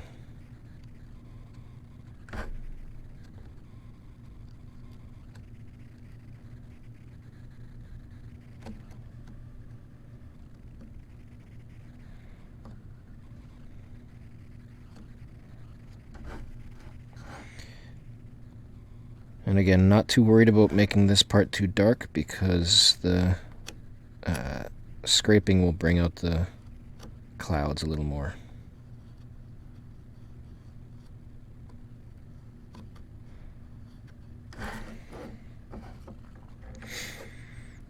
And I kind of like that because having the clouds is kind of a wispy fog is a neat effect.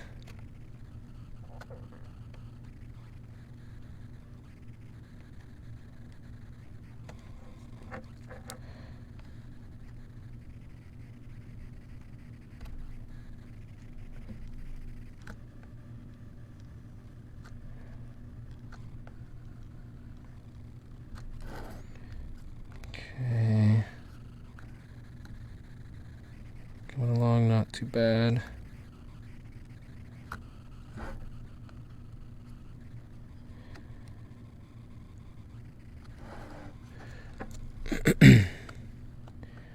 Almost there. So again, trying to make use of this nib effectively to get into little areas. Ah! Okay, never mind. That's the bottom layer. That's fine. So this whole thing is hot, right? So if I'm leaning too far over, the rim gets down too close to the wood and either burns or touches and burns, and so I've got to watch out for that. But this is the bottom layer, so if there's a dark line on the border, that don't matter. Okay.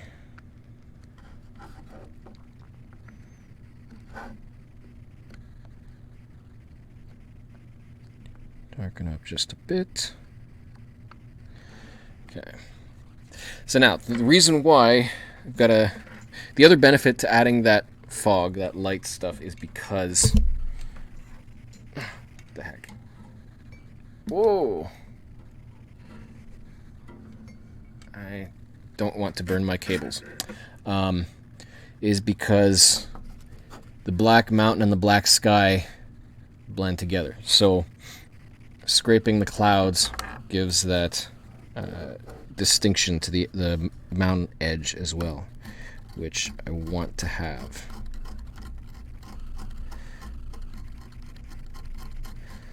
Just got to be careful not to scrape too far down, especially here.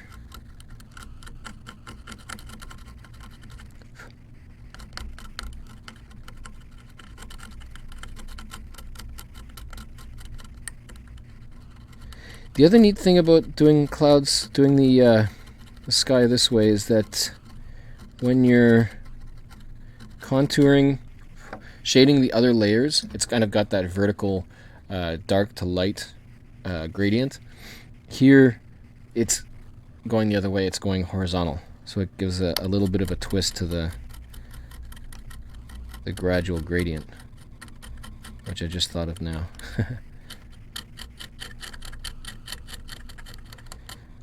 I'm going to have some variation in the sections that are brighter, so it looks like wisps of clouds, sort of, and less like just general grading.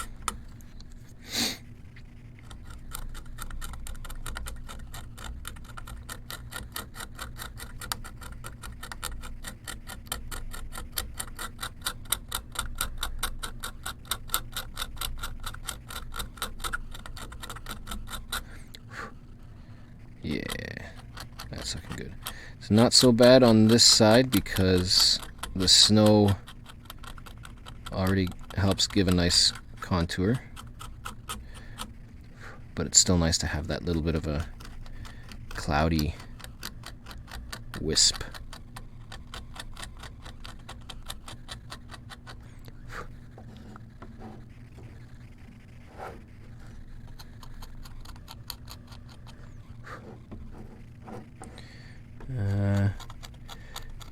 Lighten up that dark line just a bit. It looks too solid. Okay, that's a little better.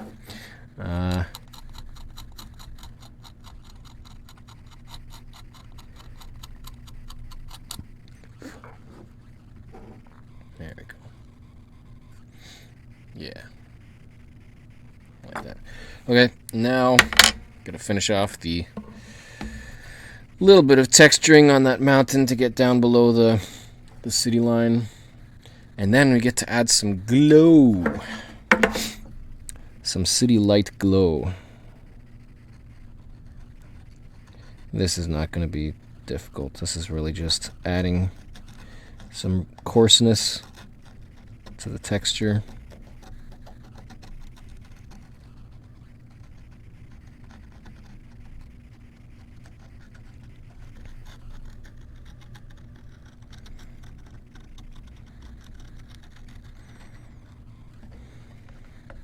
Although it doesn't quite match, so I'm going to try to roughen it up just a bit.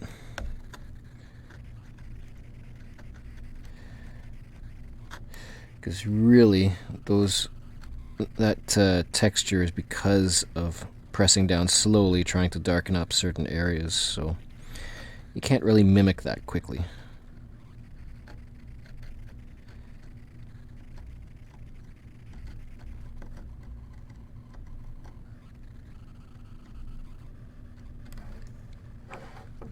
Almost have to, yeah, because there's I can see a difference in the texture there, just because of the different way I was doing it. Grr. When you get impatient, you rush things, and it just doesn't work the right way.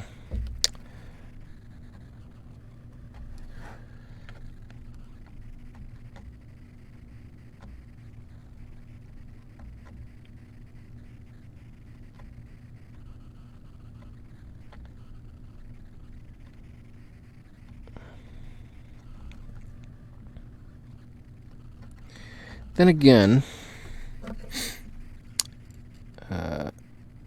when I get into shading that tree line, okay, that's the bottom of the one building, the tree line. When I get into shading the city horizon, a lot of this texture will get lost because of the scraping. Okay, there, a little bit over here.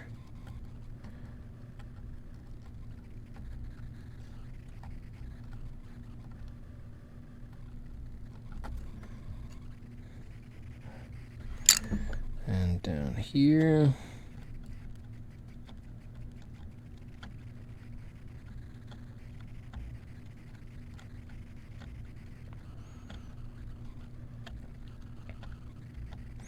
Instead of doing the whole thing, I'm just doing the spots that are actually between the buildings.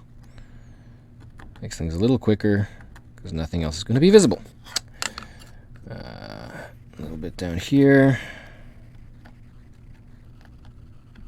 And yeah, I realize a lot of the times when I'm talking, I'm kind of just thinking out loud. Talking to myself. Little here, little here, little here. Means nothing to anybody else. If you're not watching, or if you're not doing.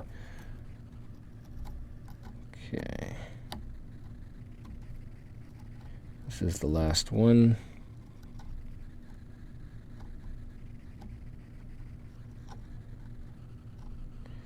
Purely for coarseness of the wood surface to add to the mountainous background.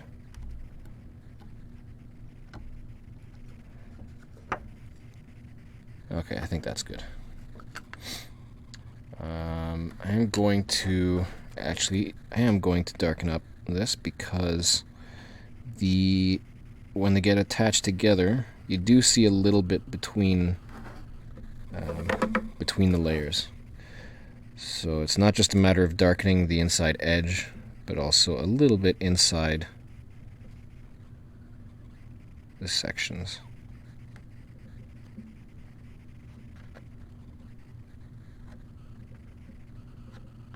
And same goes for the outside.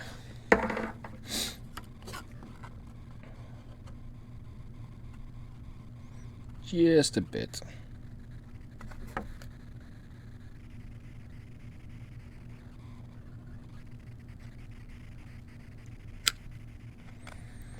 Okay. Right. Now, it is nighttime. Therefore, the city lights should glow. So we have them in position, and now this is where the vertical shading comes in. We're just scraping up from the bottom of the buildings, or the top of the buildings. And it looks kind of like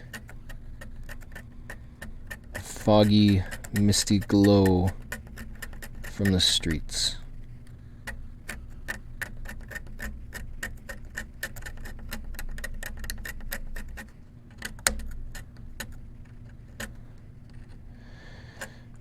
Trick is getting the right positioning. So I'm going to try to mark stuff off first and then come back to them. Oh, there goes the tower. Well, there's a little bit of tower. There's a little bit of tower still left. This is a tough one to get to. There we go.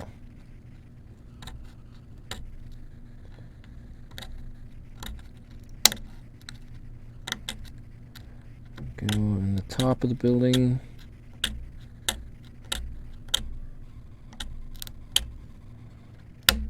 Oops. Between and the top and the top. I love this effect. This is a really cool effect.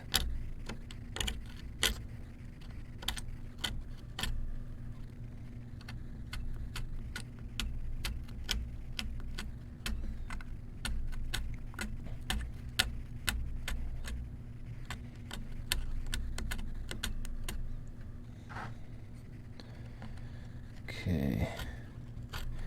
As soon as I finish setting up this glow, we'll do one more character, and we'll have 5 of 6. Okay, and almost there. There's a tiny little one in here.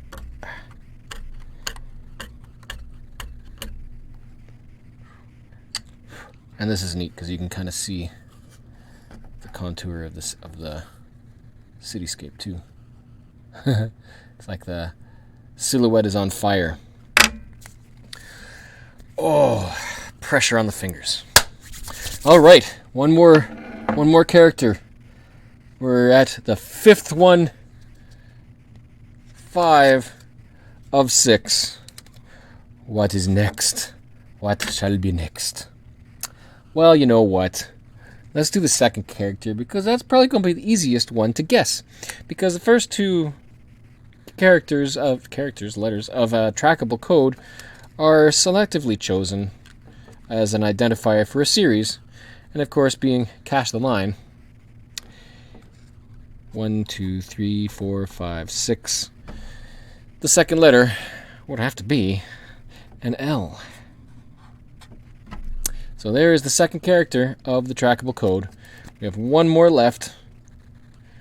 And then you can start posting those discover logs. And we'll see who gets drawn to win. If anybody does. Okay, now let's finish off this glowy cityscape. This is kind of the easy spot because you can go lower, because the rest of it is covered by city, or by city. It's really just a matter of getting a starting point, the point at which the glow has to exist.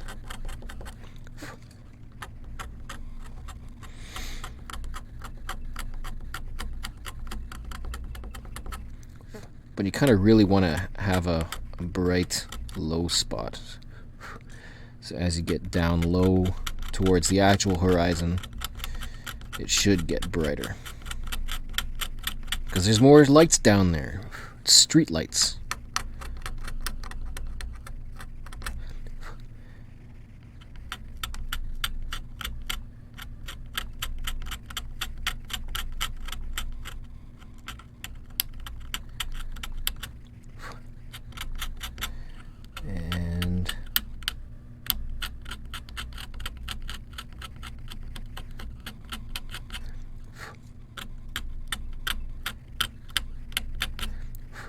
I just love the effect. It's like when you have that silhouette. I mean, it's just a silhouette when it's on the flat surface, but then when you get the relief, it's just really cool. I think this is the tower. Yeah, this is the tower right here. That's the one that comes up.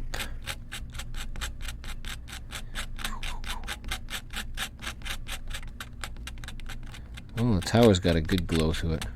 Whoa. And the skyscraper.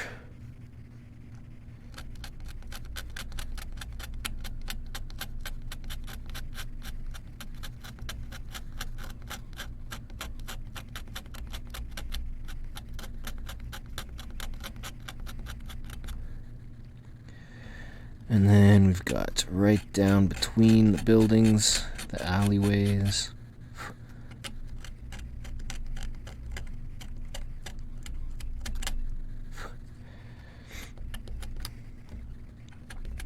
A few more apartment buildings.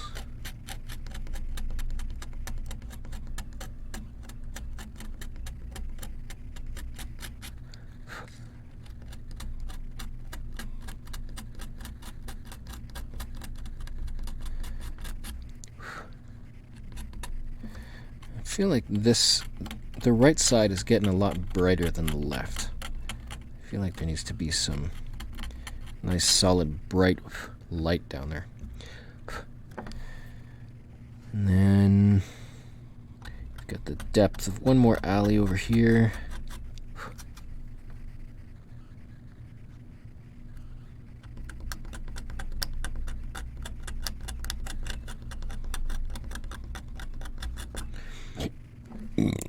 Excuse me.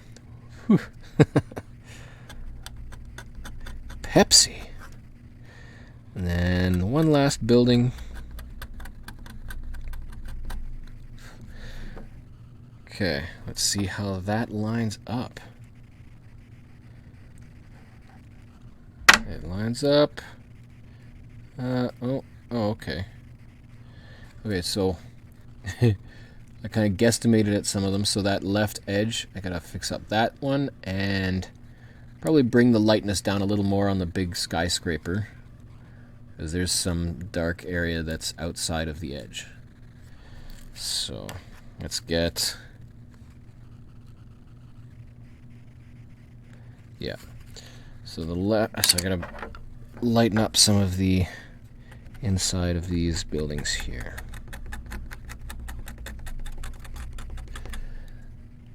What city is that? Res 2100? Let's say it's Gotham. It is no city in particular.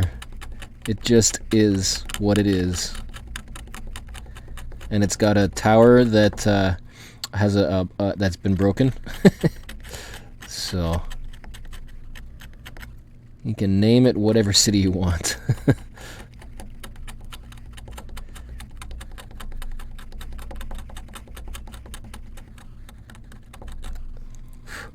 And this one I needed to bring down a bit. Whoa, that might have been a tad too much.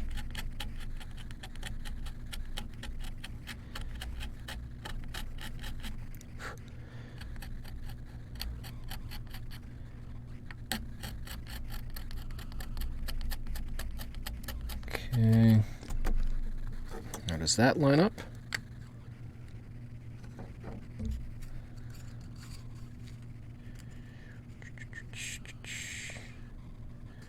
Looking better. Kind of want to fix up that one building just a bit to the right of the skyscraper. Shadow's a little too far out. There we go.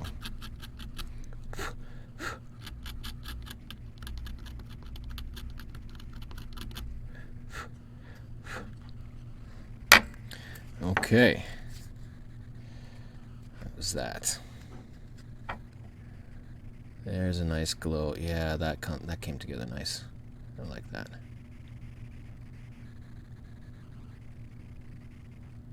Nice. Okay, so what to do now. Let's get the top layer in place. Probably darken up the foreground just a tad. The grassy lead up, grassy hill. So again, gotta do this nice and quick because this is gonna burn dark fast.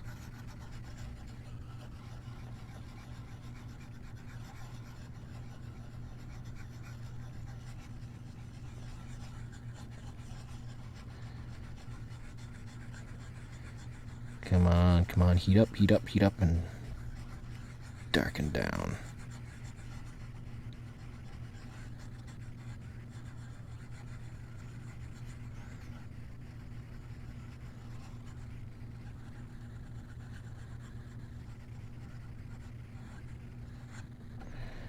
Okay. A little more on this side too.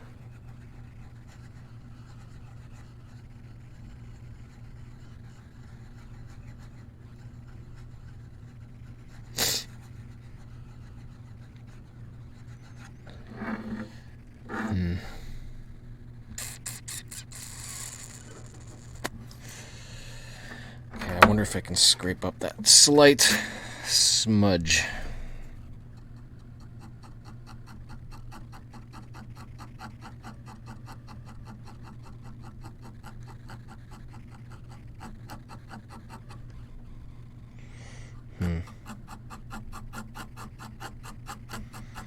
You know what? I'm gonna give this hill a little bit of a horizontal texture as well, just because I think it could use it.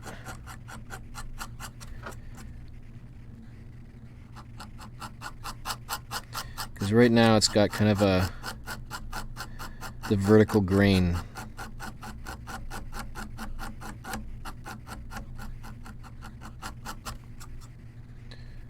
But it's grass. There should be some kind of texture there.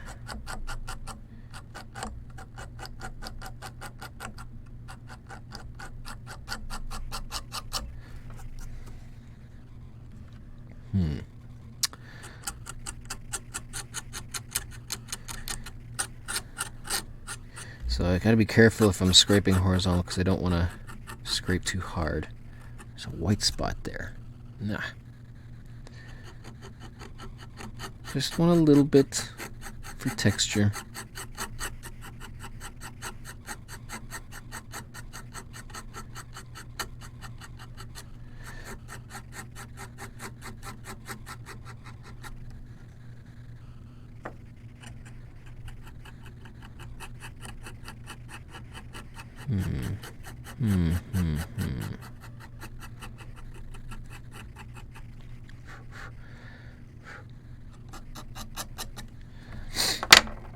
Okay, I think I'm going to run with that, and some final touch-ups to the borders, because I want a nice solid outer border.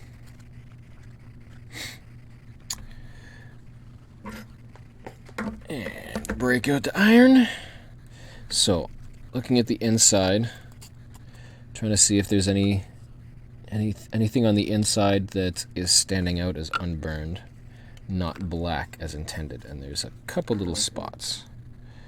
So the inside of this building, white spot, and kind of along the edge of this part.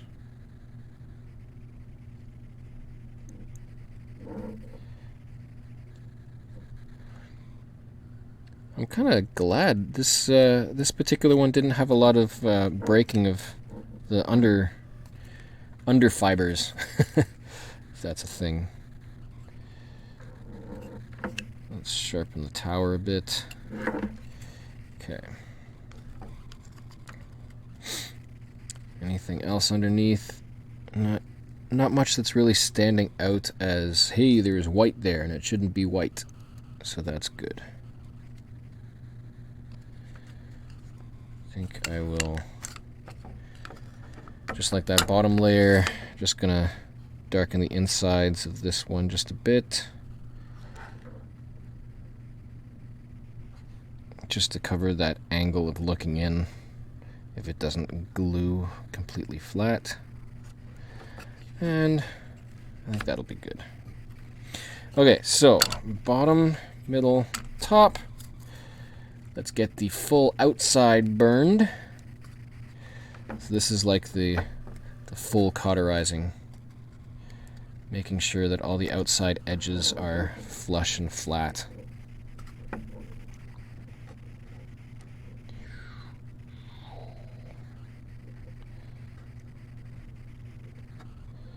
Kind of helps to flatten any bumps.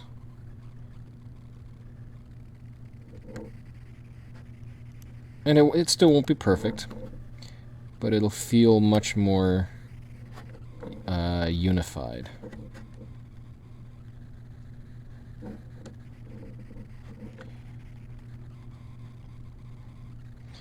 And the nice thing is, once the Mod Podge goes on, it fills in a lot of those gaps. It kind of gives a softer outside layer.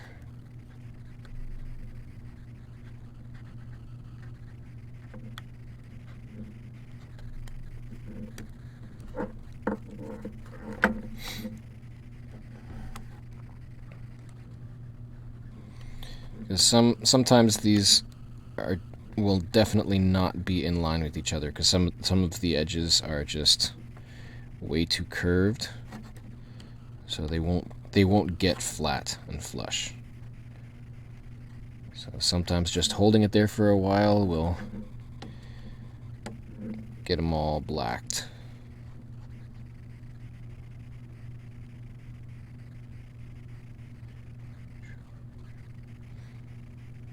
I've had a couple of close calls while doing this as well, because fingers are holding it all together and I'm pushing down, and if this slips off to the side, that ain't gonna feel good. So, gotta be very cautious.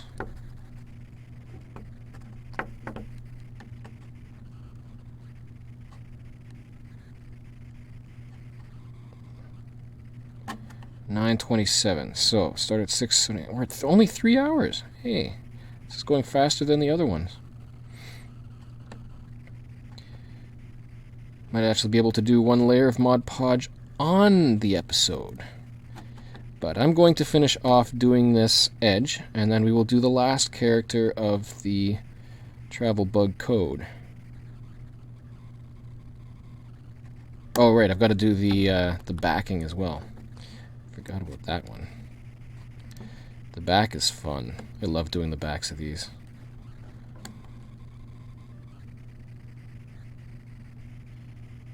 And I'm getting hungry. Woo!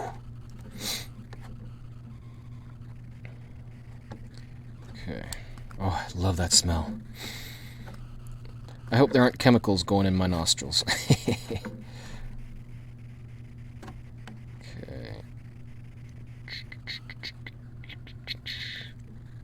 Choo-choo.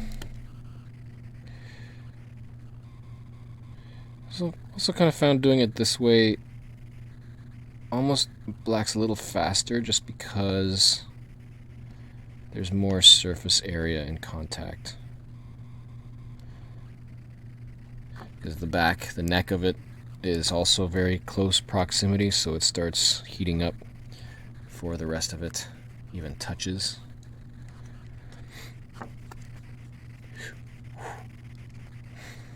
I almost touched the neck with my hand. That would not be nice. Okay.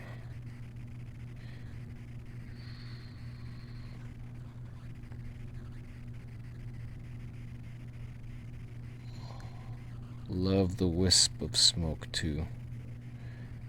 Can't see it all that much on the camera.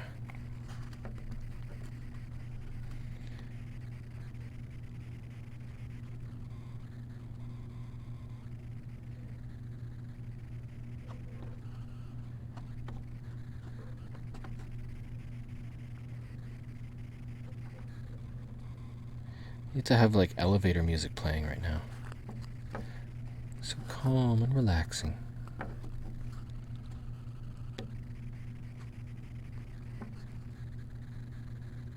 Kind of like the music that's going to be used in my upcoming video, which will be published after this stream is done. Well, not published, but set for publishing. Oh, there's a big difference in the edge here.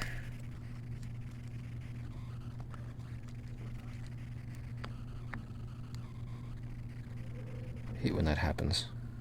So now that middle piece I can't quite get to because the two outer pieces are too tall.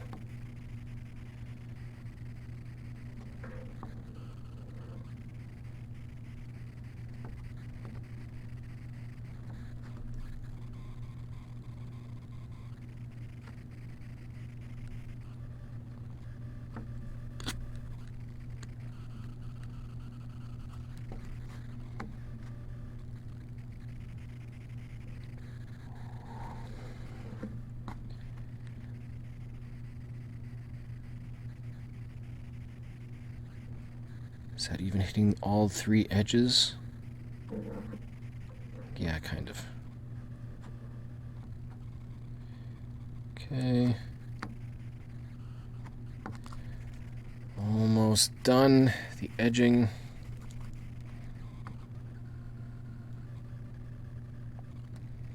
And I've realized that pretty much all the stuff that I've done for these Wednesday whittles has been these similar shaped trackable items. I'm going to try to do some other things as well, which is another reason to tune in on December 1st for the Podcast of Hope, because I am going to do something different. I'm going to be Wednesday whittling something big on the Sunday. December 1st is a Sunday. Throughout the entire podcast. And the final product will be given away at the end.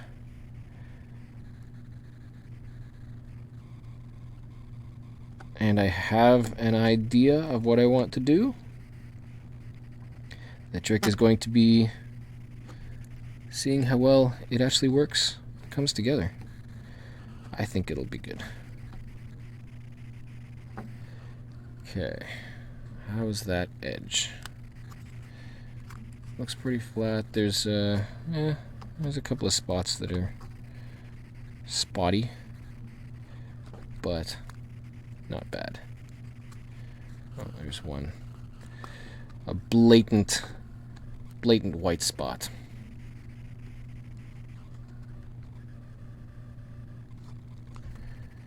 Okay. Okay, let's just touch up the beveled top edge. Darken that up so it blends right in.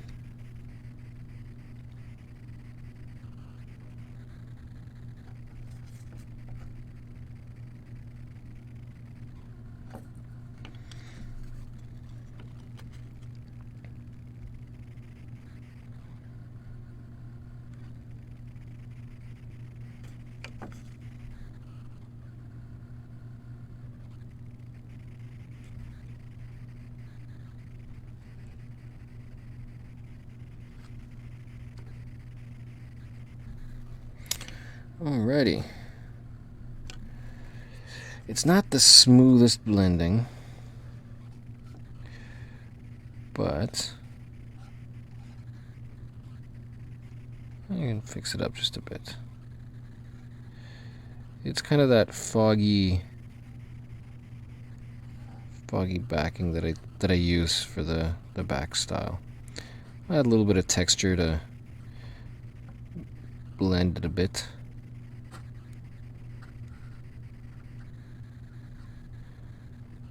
And then it looks more intentional.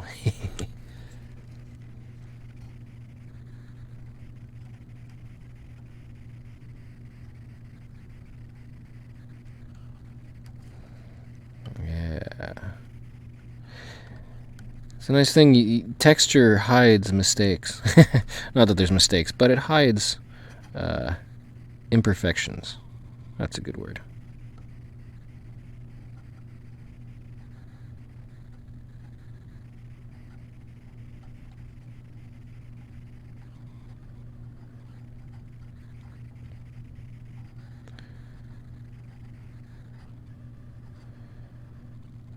And almost there.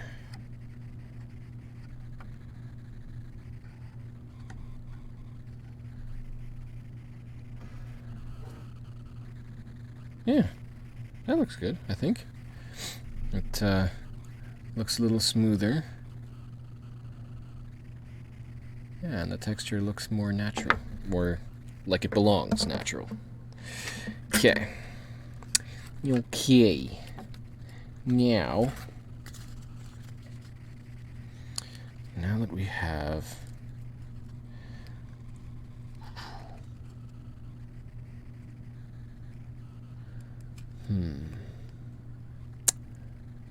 feel like something needs a little adjustment. Almost feel like the mountain gets lost. It's blending into the background a lot.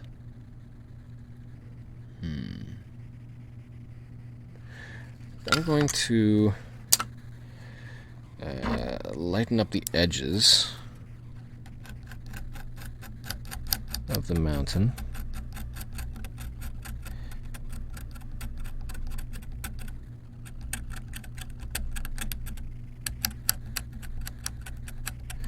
Just to help give a little bit more definition on the side.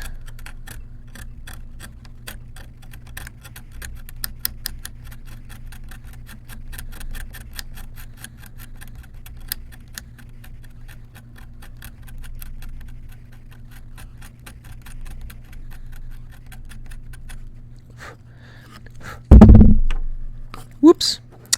And this border over here, same thing, just to help emphasize the edge. Plus, there's snow, so why not? Yeah, that gives a little bit more of an actual border to the mountain as well.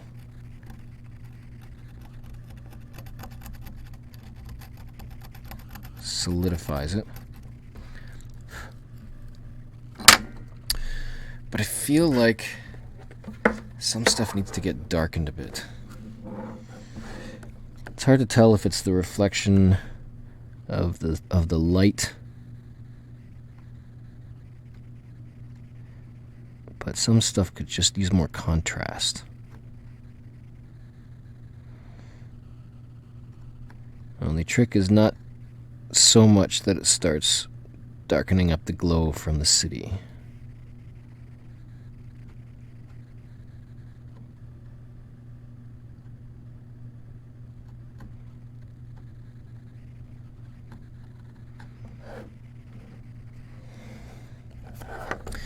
Yeah, and get the edge of this mountain as well. Oh.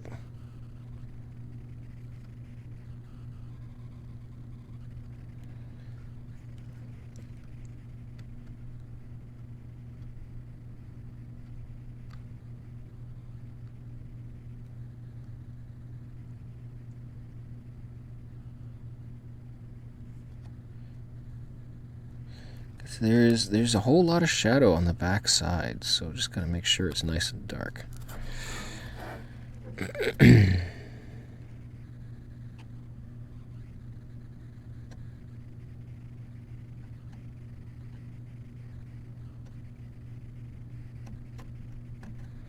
Plus adding a little bit of pressure on that back side gives a little more visible depth, just like the texture on the top.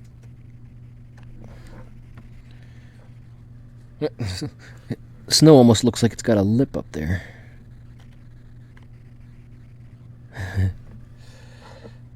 Like a cliff. Actually, that's kind of cool. I like that. Okay. Okay.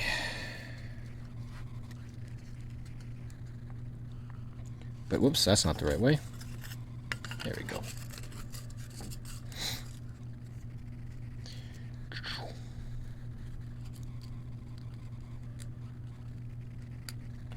All right, let's get the 6th and final code, trackable code.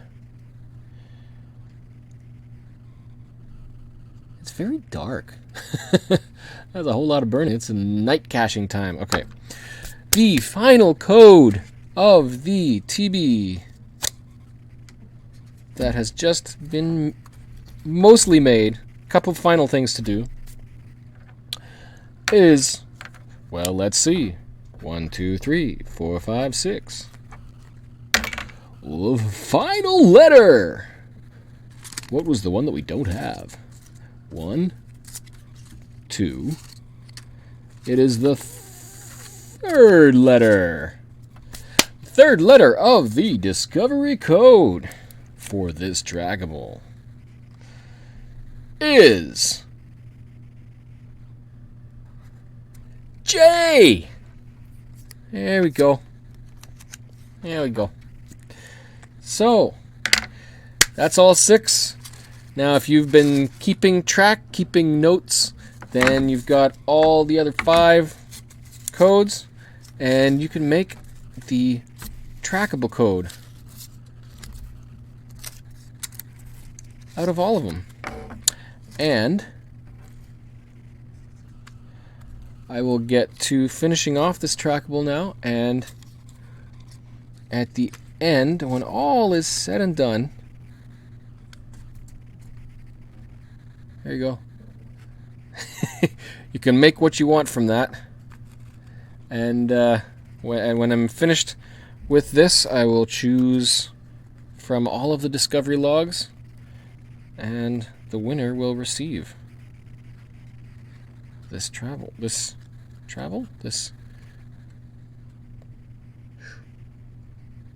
know, from this angle, I feel like that foreground needs to get darker. But I kind of want to leave it popping.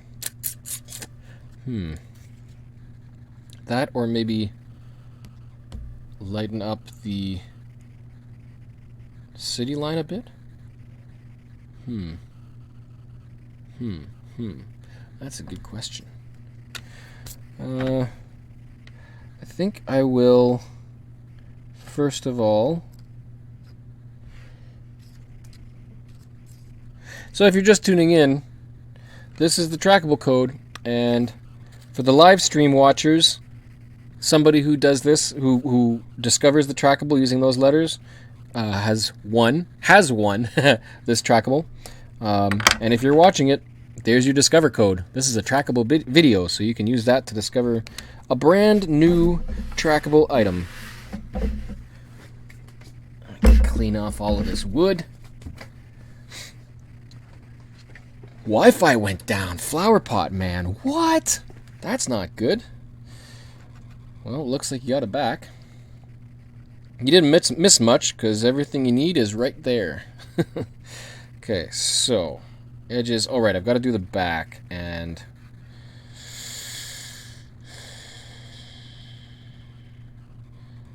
trying to think of a way to build a little more contrast in that center section with all of the, with that city.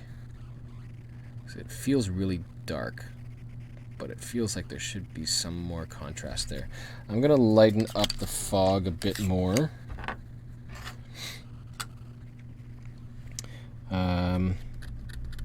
To build a little more contrast in that middle section.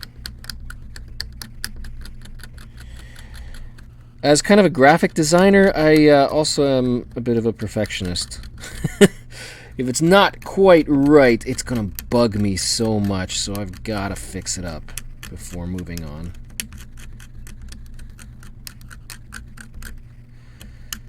Okay. Just trying to emphasize the borderline of the cityscape.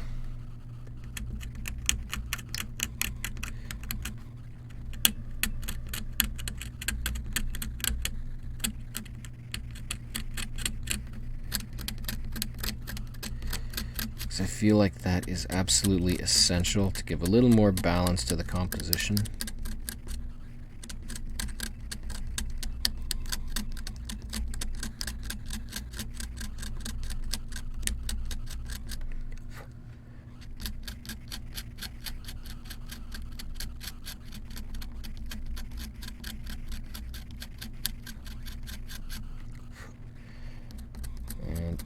help make it look a lot better.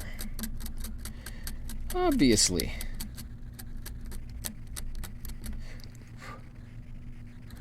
Plus, I love the way that the silhouette looks.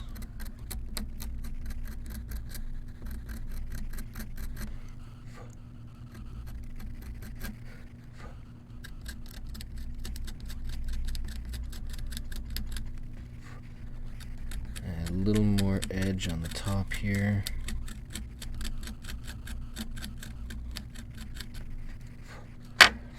Okay. Flower pot man, you logged TB about 30 minutes ago. That must have been some good guessing. Okay. That's a little better. I think that helped the city line pop a little more.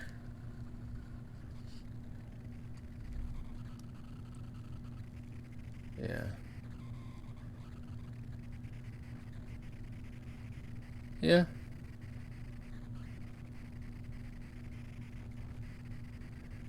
Okay. So now the easy part. I'm going to take these off. The easy part. Actually, I wonder. I'm just going to put the code. No, you know what? If I put the entire code visible, then somebody watching afterwards is just going to skip forward and cheat. Okay, where's my burner? There it is. Okay, this is the fun part. I love this part.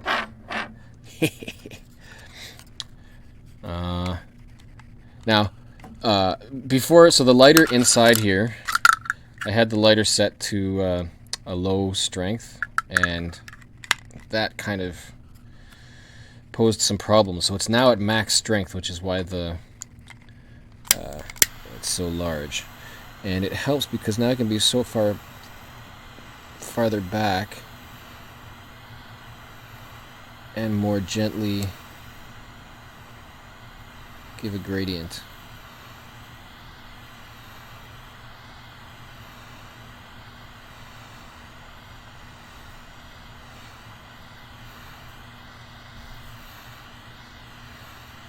Because the hard part again with this is it's like spray painting. And I don't really spray paint all that much. And I can imagine how difficult it is to get an even gradient, an even shade.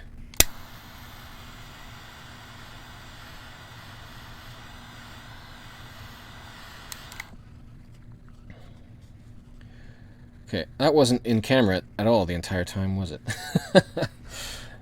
So let's try to get this in frame. Definitely need a wide angle. And I don't want to burn my tripod leg.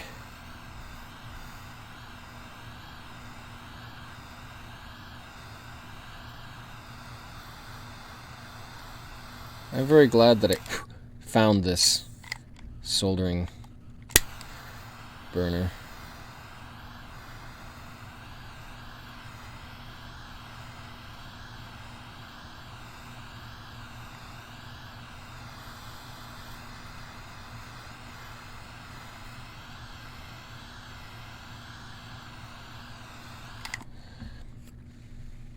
Nice.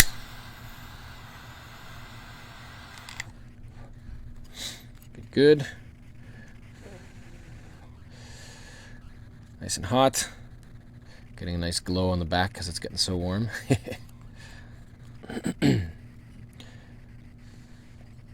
the other nice thing is that even though it starts to get a little dark, you can sand off that center and lighten it up to get a nice smooth.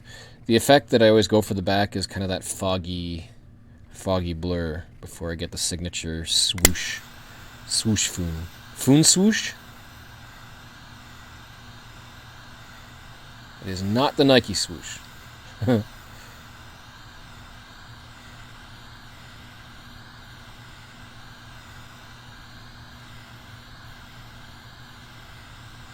It really is a lot like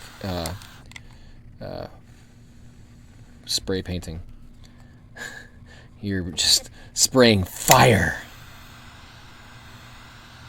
It's so satisfying. There we go.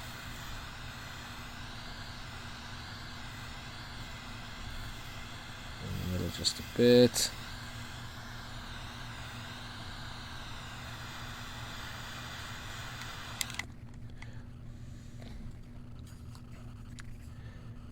Yeah.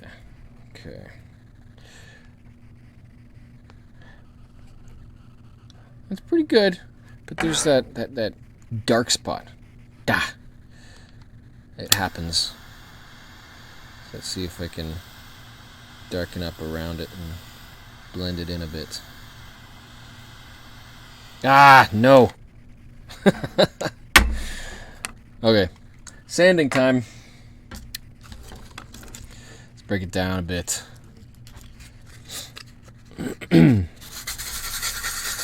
Ooh, hot. It's hot from the sanding and it's hot from the burning.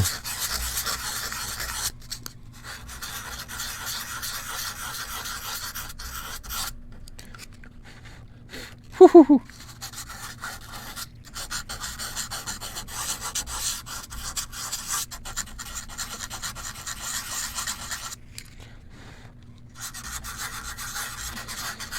Okay.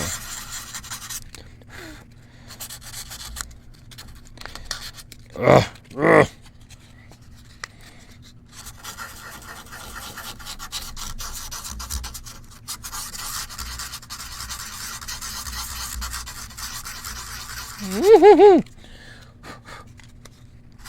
Need like sanding gloves or something. Just trying to smooth it out a bit.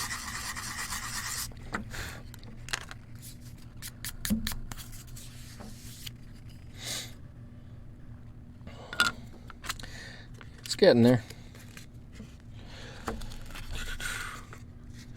Did you miss the last one, Heather? Did you see the whole thing? There's DVR is an option. You should be able to skip back if you want to. It's probably about for the last 5-10 minutes. All of the codes were visible. Okay, a little more down here.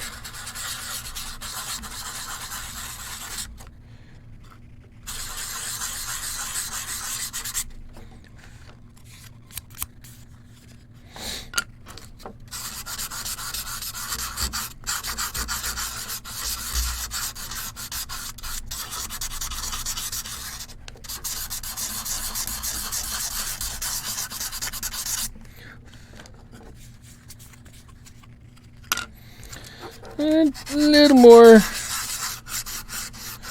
just general smoothness.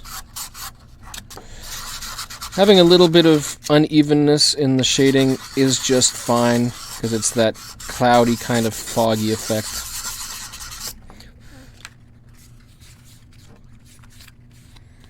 Yeah.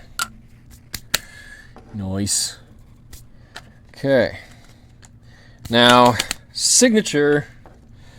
And then space for trackable code. I can do that afterwards. Okay, you know what? I'm gonna save the mod. Well, you know what? I'll Mod Podge the front and leave the back for later. I'm just gonna get the signature in here.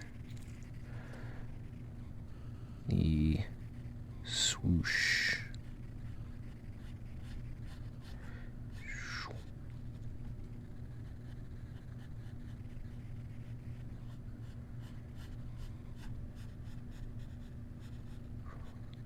No, not Nike. Okay, and drawing a tiny foon. This is always fun. Leg. And making it look natural and balanced too.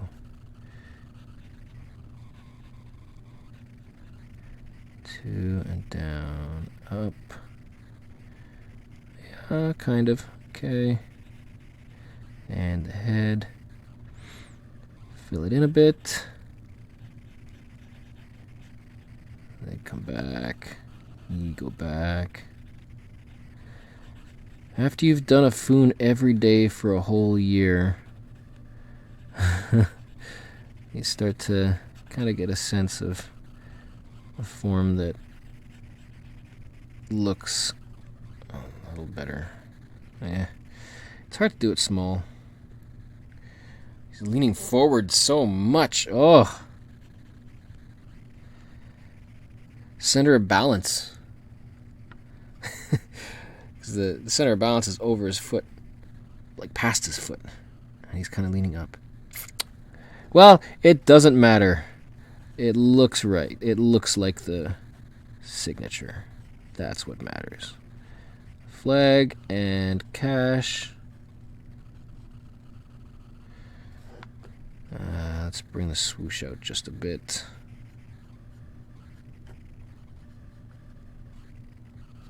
Yeah.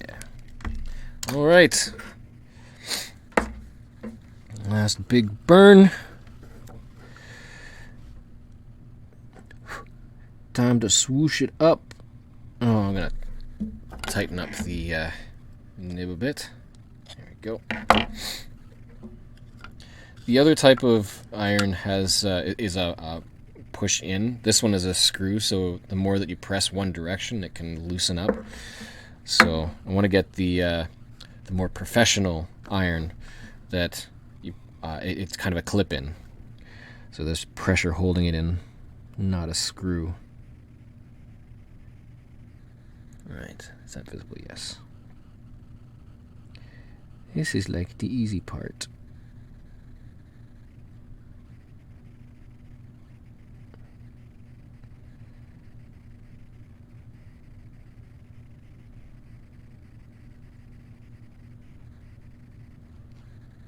I will do the final draw after I do that first layer of Mod Podge. So I want to make sure I get a Mod Podge on a Wednesday Whittle. I don't recall if the first or second episodes had I got to the Mod Podge in there. I think I did.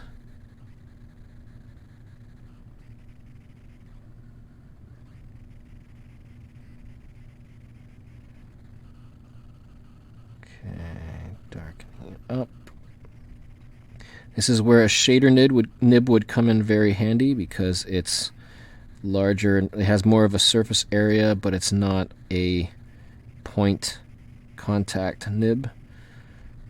So it's a lot easier to use it sideways and gradually darken something without burning too much with a sharp edge. Can shade things in much easier.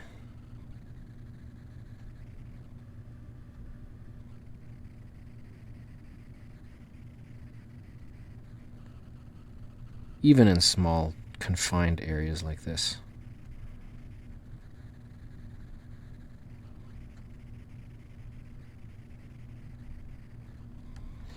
Okay, get the flag.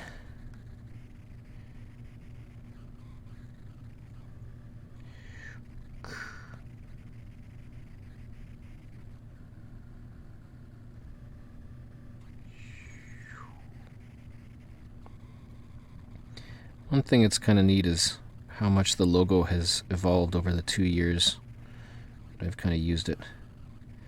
It's still, if you watch in my videos, in the outro, I still use the original dotted curve with the Fooner and cache. I don't think I'm going to get rid of that. It's kind of a throwback to when it first started. And it does kind of have a unique appearance. This is kind of this version, this variant is kind of a actiony, updated modern kind of thing, something like that. But I kind of want to keep that original in use. Okay, and foot.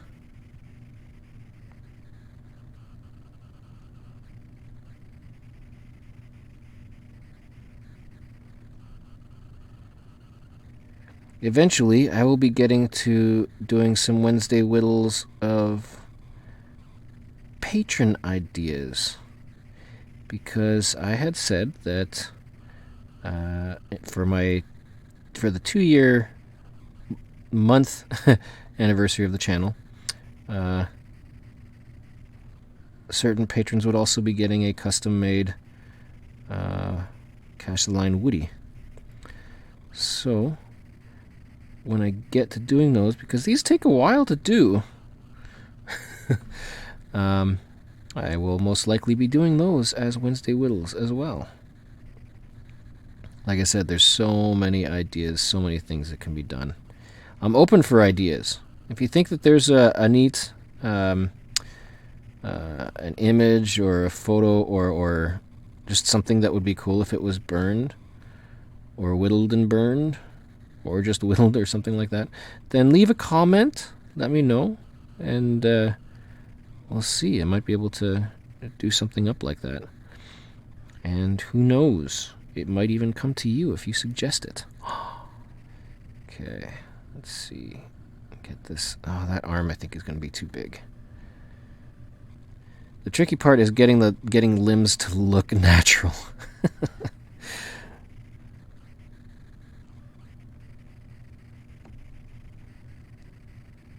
Neck and head.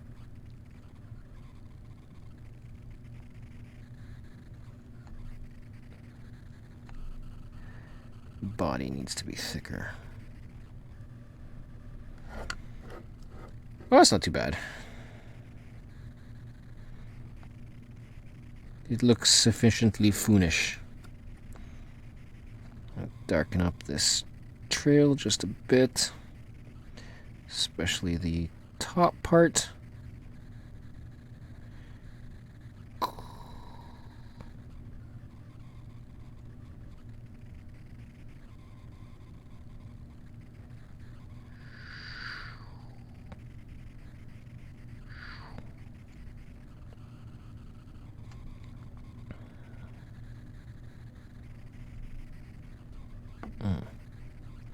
Just press too hard there. Okay, come on. Almost done, almost done.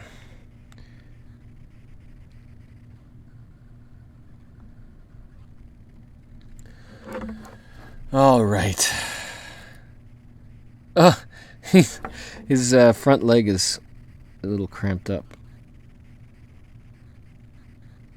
It looks kind of awkward. Push that knee out a bit.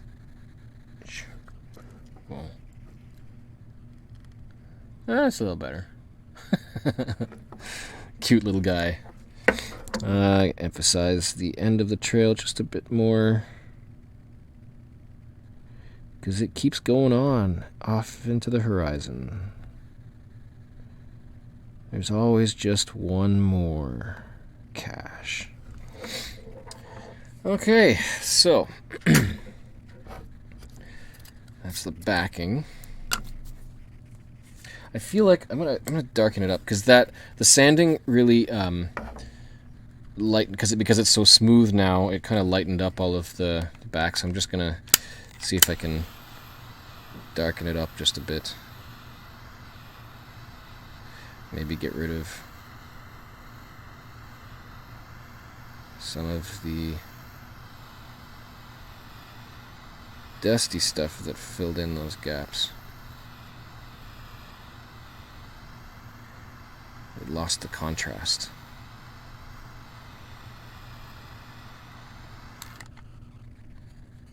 There we go. That's better. Ah, I gotta touch it. It's so hot. Get a branding iron with my signature on? Yeah, that's an option. Basically letterboxing. Come up with a stamp.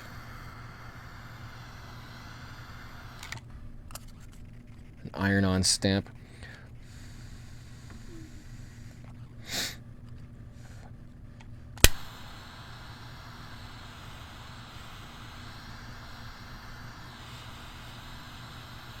There we go. That brought back some of the contrast. All right. So I've got bottom, middle, and top. Okay, so the way that I've been doing this for the Mod Podge, this one worked nicely doing it in the layers that I did. So instead of using the wood glue, yeah, because the one that I tried 2 of these ago, I used wood glue and attached them all together and then did the Mod Podge. The problem is getting it into the corners and the little crevices was very difficult.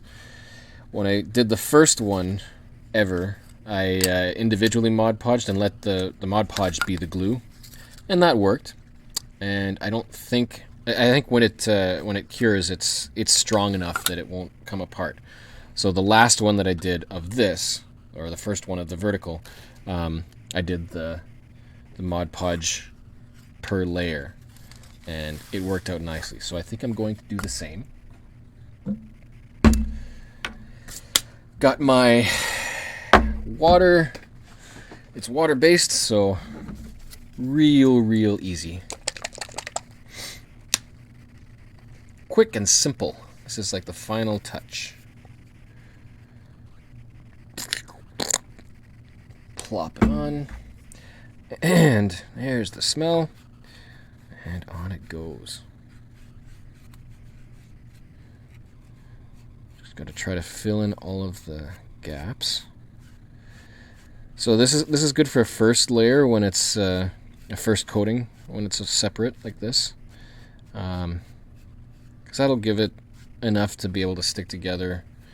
I'll put the extra layers on after they're together. Just because the additional layers after the first really are just as kind of a finishing touch. So I'm not too worried about this otherwise. Now, just got to be fast enough. Because, glue dries.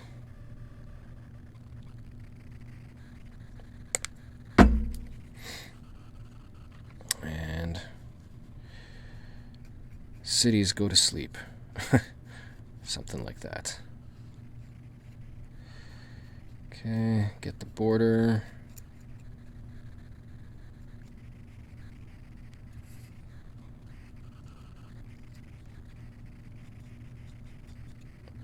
And inside just a bit. Mod Podging is fun because it dries clear, so you can just splatter it on. Try not to get too bubbly, but you really just want to get it in all those crevices. Even put some on the back side to make sure there's at least something for the under layer to grab onto.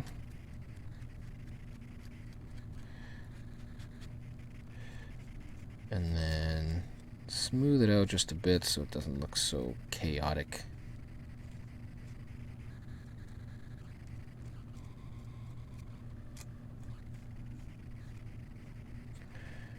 And then place it down. Try to align it. Okay. Oh. Stick it to the fingers. I don't think that first layer is going to stick because it's slightly warped already. So I think I'm going to drop another dab of podge in the center point because that should connect.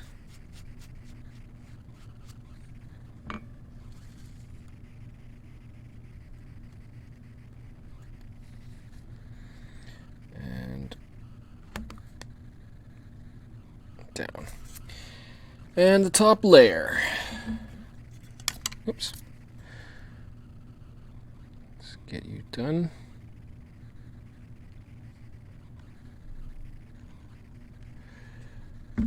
Okay.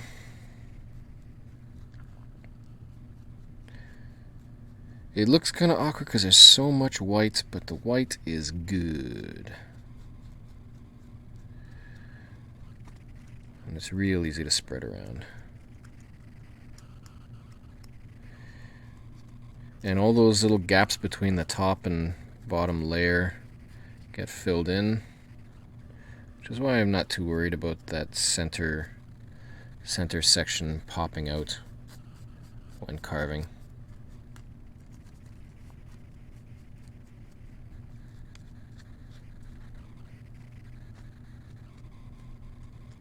I tell you, I really need that wide angle lens.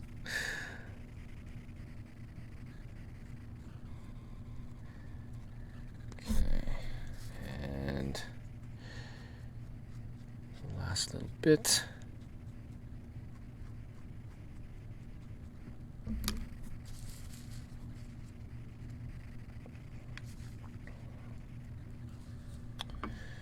And will it stick?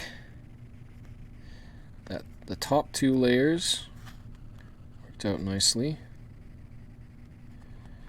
That bottom one, there's a big gap there. And on the bottom. So those will be interesting. Hi, Rihanna. The Sports Babe. Welcome. Thanks for stopping in. Yep. That TB code is there for discovery. And I haven't drawn a winner yet, so if you've posted your log, then you could win this trackable. Ah, I just remembered as well. So this is a portrait one, and I put the thing sideways. Oh well. That back layer is still not sticking. Okay, let's do it again. Can never have too much Mod Podge. Okay, just on the bottom portion this time, because that should be enough to make sure that it's sticking to something.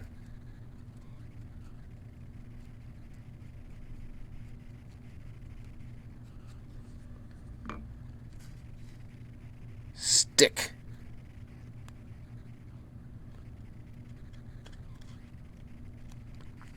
There we go.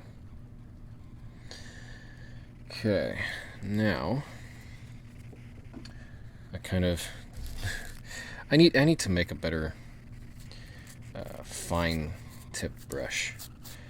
Picked up a cheap toothbrush and did a little bit of trimming of the bristles to try to make something that I can get into little sections.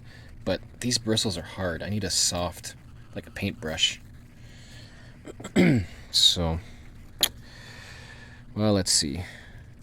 Because now the issue is that the border is kind of overlaying on the top level. So getting inside and underneath is kind of tricky.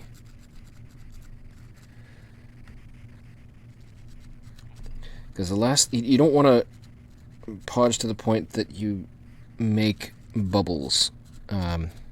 Not like bubbles as in on the surface, but sections that you couldn't quite reach and cover them.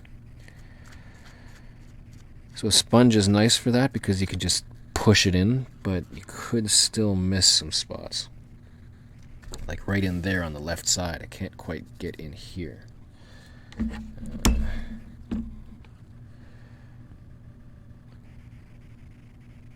And the other problem is you don't want to put so much that it forms like a little island. It's so that it makes like ramps and sections that it'll dry clear, but you can tell that there's something there. You know what? I'm going to try the brush because I've got to get in between the cities.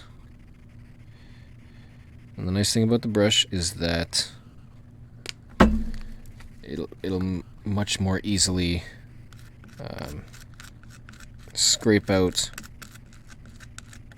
in those fine places, so we don't leave that bubbled podge.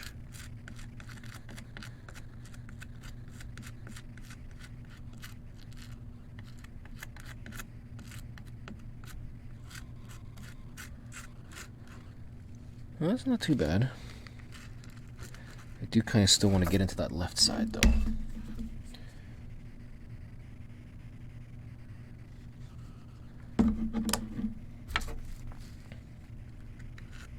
Get in there. Oh, that worked better. Okay. Because one of the things that I found was some of the first ones that I made with this, with the Mod Podge. The sponge, like I was saying, it can't quite get into the fine details, and so it leaves those little bubbles that you can tell there's something there, even though it's transparent. So this is doing a better job of defining the edges and not leaving bubbles and whatnot.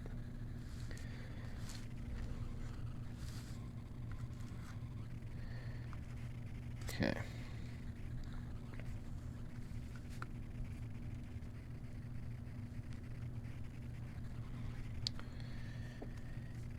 That gap at the top is going to be really annoying. Okay, another layer for the foreground.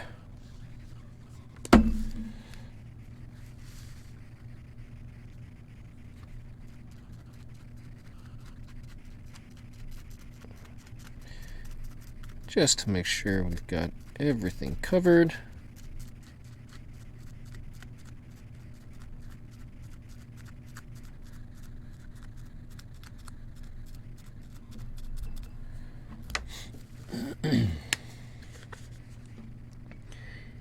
Couple little drops in these sections.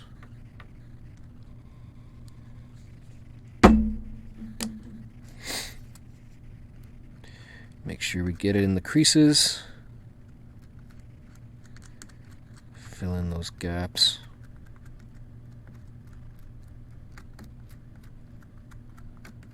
As much as possible. Because even if something isn't quite touching, even if the layers aren't quite touching, if the Mod Podge can get in there and close it off, then it can dry and solidify and be stronger. But the trick is not using too much. I mean, you could get really good at using Mod Podge to the point that even the texture of the Mod Podge itself is incorporated into it. Which is why I'm kind of brushing up, because I know that when you look at it and it's dry and it's transparent, you can still see the strokes. It's just like strokes on a painting. Oh, and there was a technique for that. Using the texture of the paint strokes, incorporating it into the painting. And I can't remember what it is.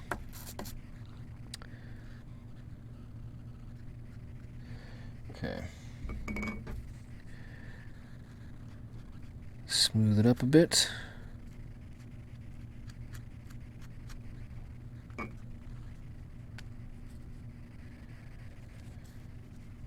Well, that top section is sticking now. That's good. I'm going to drop these into the water, make sure they don't harden too much. That's the thing, it's water-based, but once it cures, it's like permanent. The sponge, I've used this since day one, and it's great, but there's a couple of spots where the podge is cured and the sponge is no longer soft. Okay. Gonna hold that just a bit. It's got to dry enough that I could put something on it and it won't stick too bad.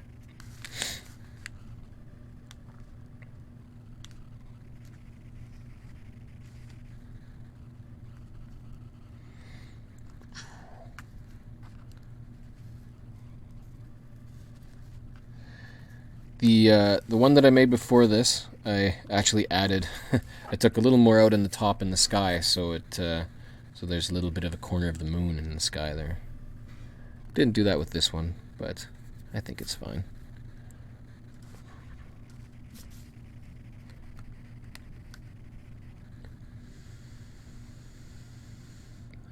You know, the texture almost looks like there's like a flame coming up from the ground around the trees too.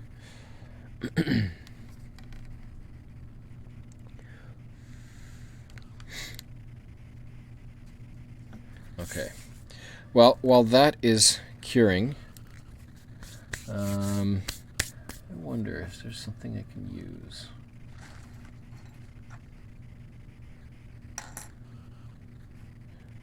We'll just leave that. Okay.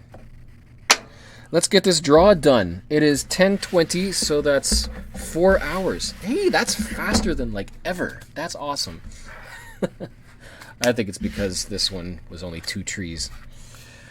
Okay, so what do I got to do? I got to load up the Trackable page, and let's see who has discovered the Trackable item. Okay, hold on 1 second. Going to this Trackable. CL. Boom, boom, boom, boom.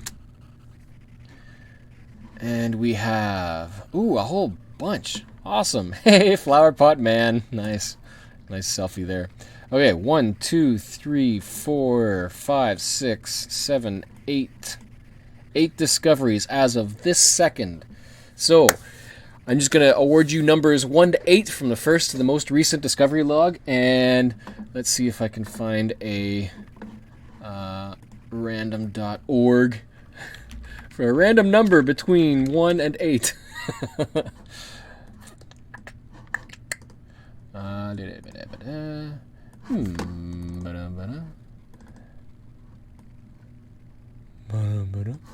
Min and max.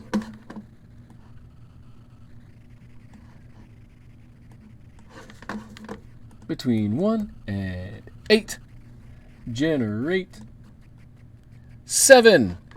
Lucky number 7 is from first 1, 2, 3, 4, 5, 6. The Sports Babe. You have won the Trackable. You are discover log number 7, and so I will be in touch with you. It is activated. I'll adopt it over to you and then send it over, and you can do whatever you want with it. And yeah, I'll update the image as well because it's similar. It's very close, but it's not quite the same. All right, so let's get that done. And you are done. And we're back over here. Where's that chat window? Awesome. Okay. What else to do? So, this is going to be drying. This is the front side. I'm probably going to put another podge layer or 2 on top of that, and the back, and I'll get the Trackable code on the back and podge that up, and then the final product. Look at that gap. I might see if I can do something about that. Might just cover that over with a layer of podge and let that cure that way. Hate when that happens. Because you can have these things so flat when you start off, and then heat or moisture can start making it bend, or just pressure from pushing on it when you're carving, burning, that sort of thing. So it's part of the fun, part of the challenge of making it work, but it also makes it authentic. It's one of the reasons why I like doing this as well, because you can do laser etching, which it's much more precise and it can look nice and stuff, but it just doesn't have that personal touch of handmade stuff. So I want to try to stick to that. You know, it's a different sort of thing. Like 3D printing and laser etching, that is nice quality stuff, but it's just not. It's different. That's what it is. It's just different. So I think with that, I'm going to remind you to make sure to tune in to Geocache Talk on December 1st. 4 o'clock Central Time, which is 5 Eastern, 8 Pacific. Yes. And 8 hours of podcast. The schedule is going to be up, so you can tune in and out if there's something you specifically want to see. But remember that it's a fundraiser, so let's try to spread the word and help raise some funds. I'm going to be on, I think I'm going to be on the 6 o'clock for an hour slot with the Geocache Talk Network. We're going to have some giveaway. I'm going to be giving away. I'm not sure what other people are doing. And then throughout the rest of it, I'm going to be doing up something else to give away at the end of the 8-hour podcast marathon. So stay tuned for that. Now, I just got to finish off my other video, my next Scotland video, and I'm probably going to premiere it tomorrow night. So look for it Thursday night, and let's all come together and watch it together, whoever's there. So thank you, everybody who's come to chat. That was a lot of you. That was great. Rihanna Wilcock, thanks for sharing a TB number. Yep, you're welcome. Rihanna, you are the winner. Sports Babe, yes. And Nunavut, congrats. Thus has been fun. Thus has been quite fun. Okay, thank you everybody for coming to chat, and I will see you around. Am I missing anything? I don't think I'm forgetting anything. I don't think there's anything else that I made note of to mention. Yep, I think that's it. So flower pot man, get to bed, get some sleep, because what? It's like 2, 3 o'clock in the morning now, at least. You crazy. Good night, happy caching, and excellent adventuring.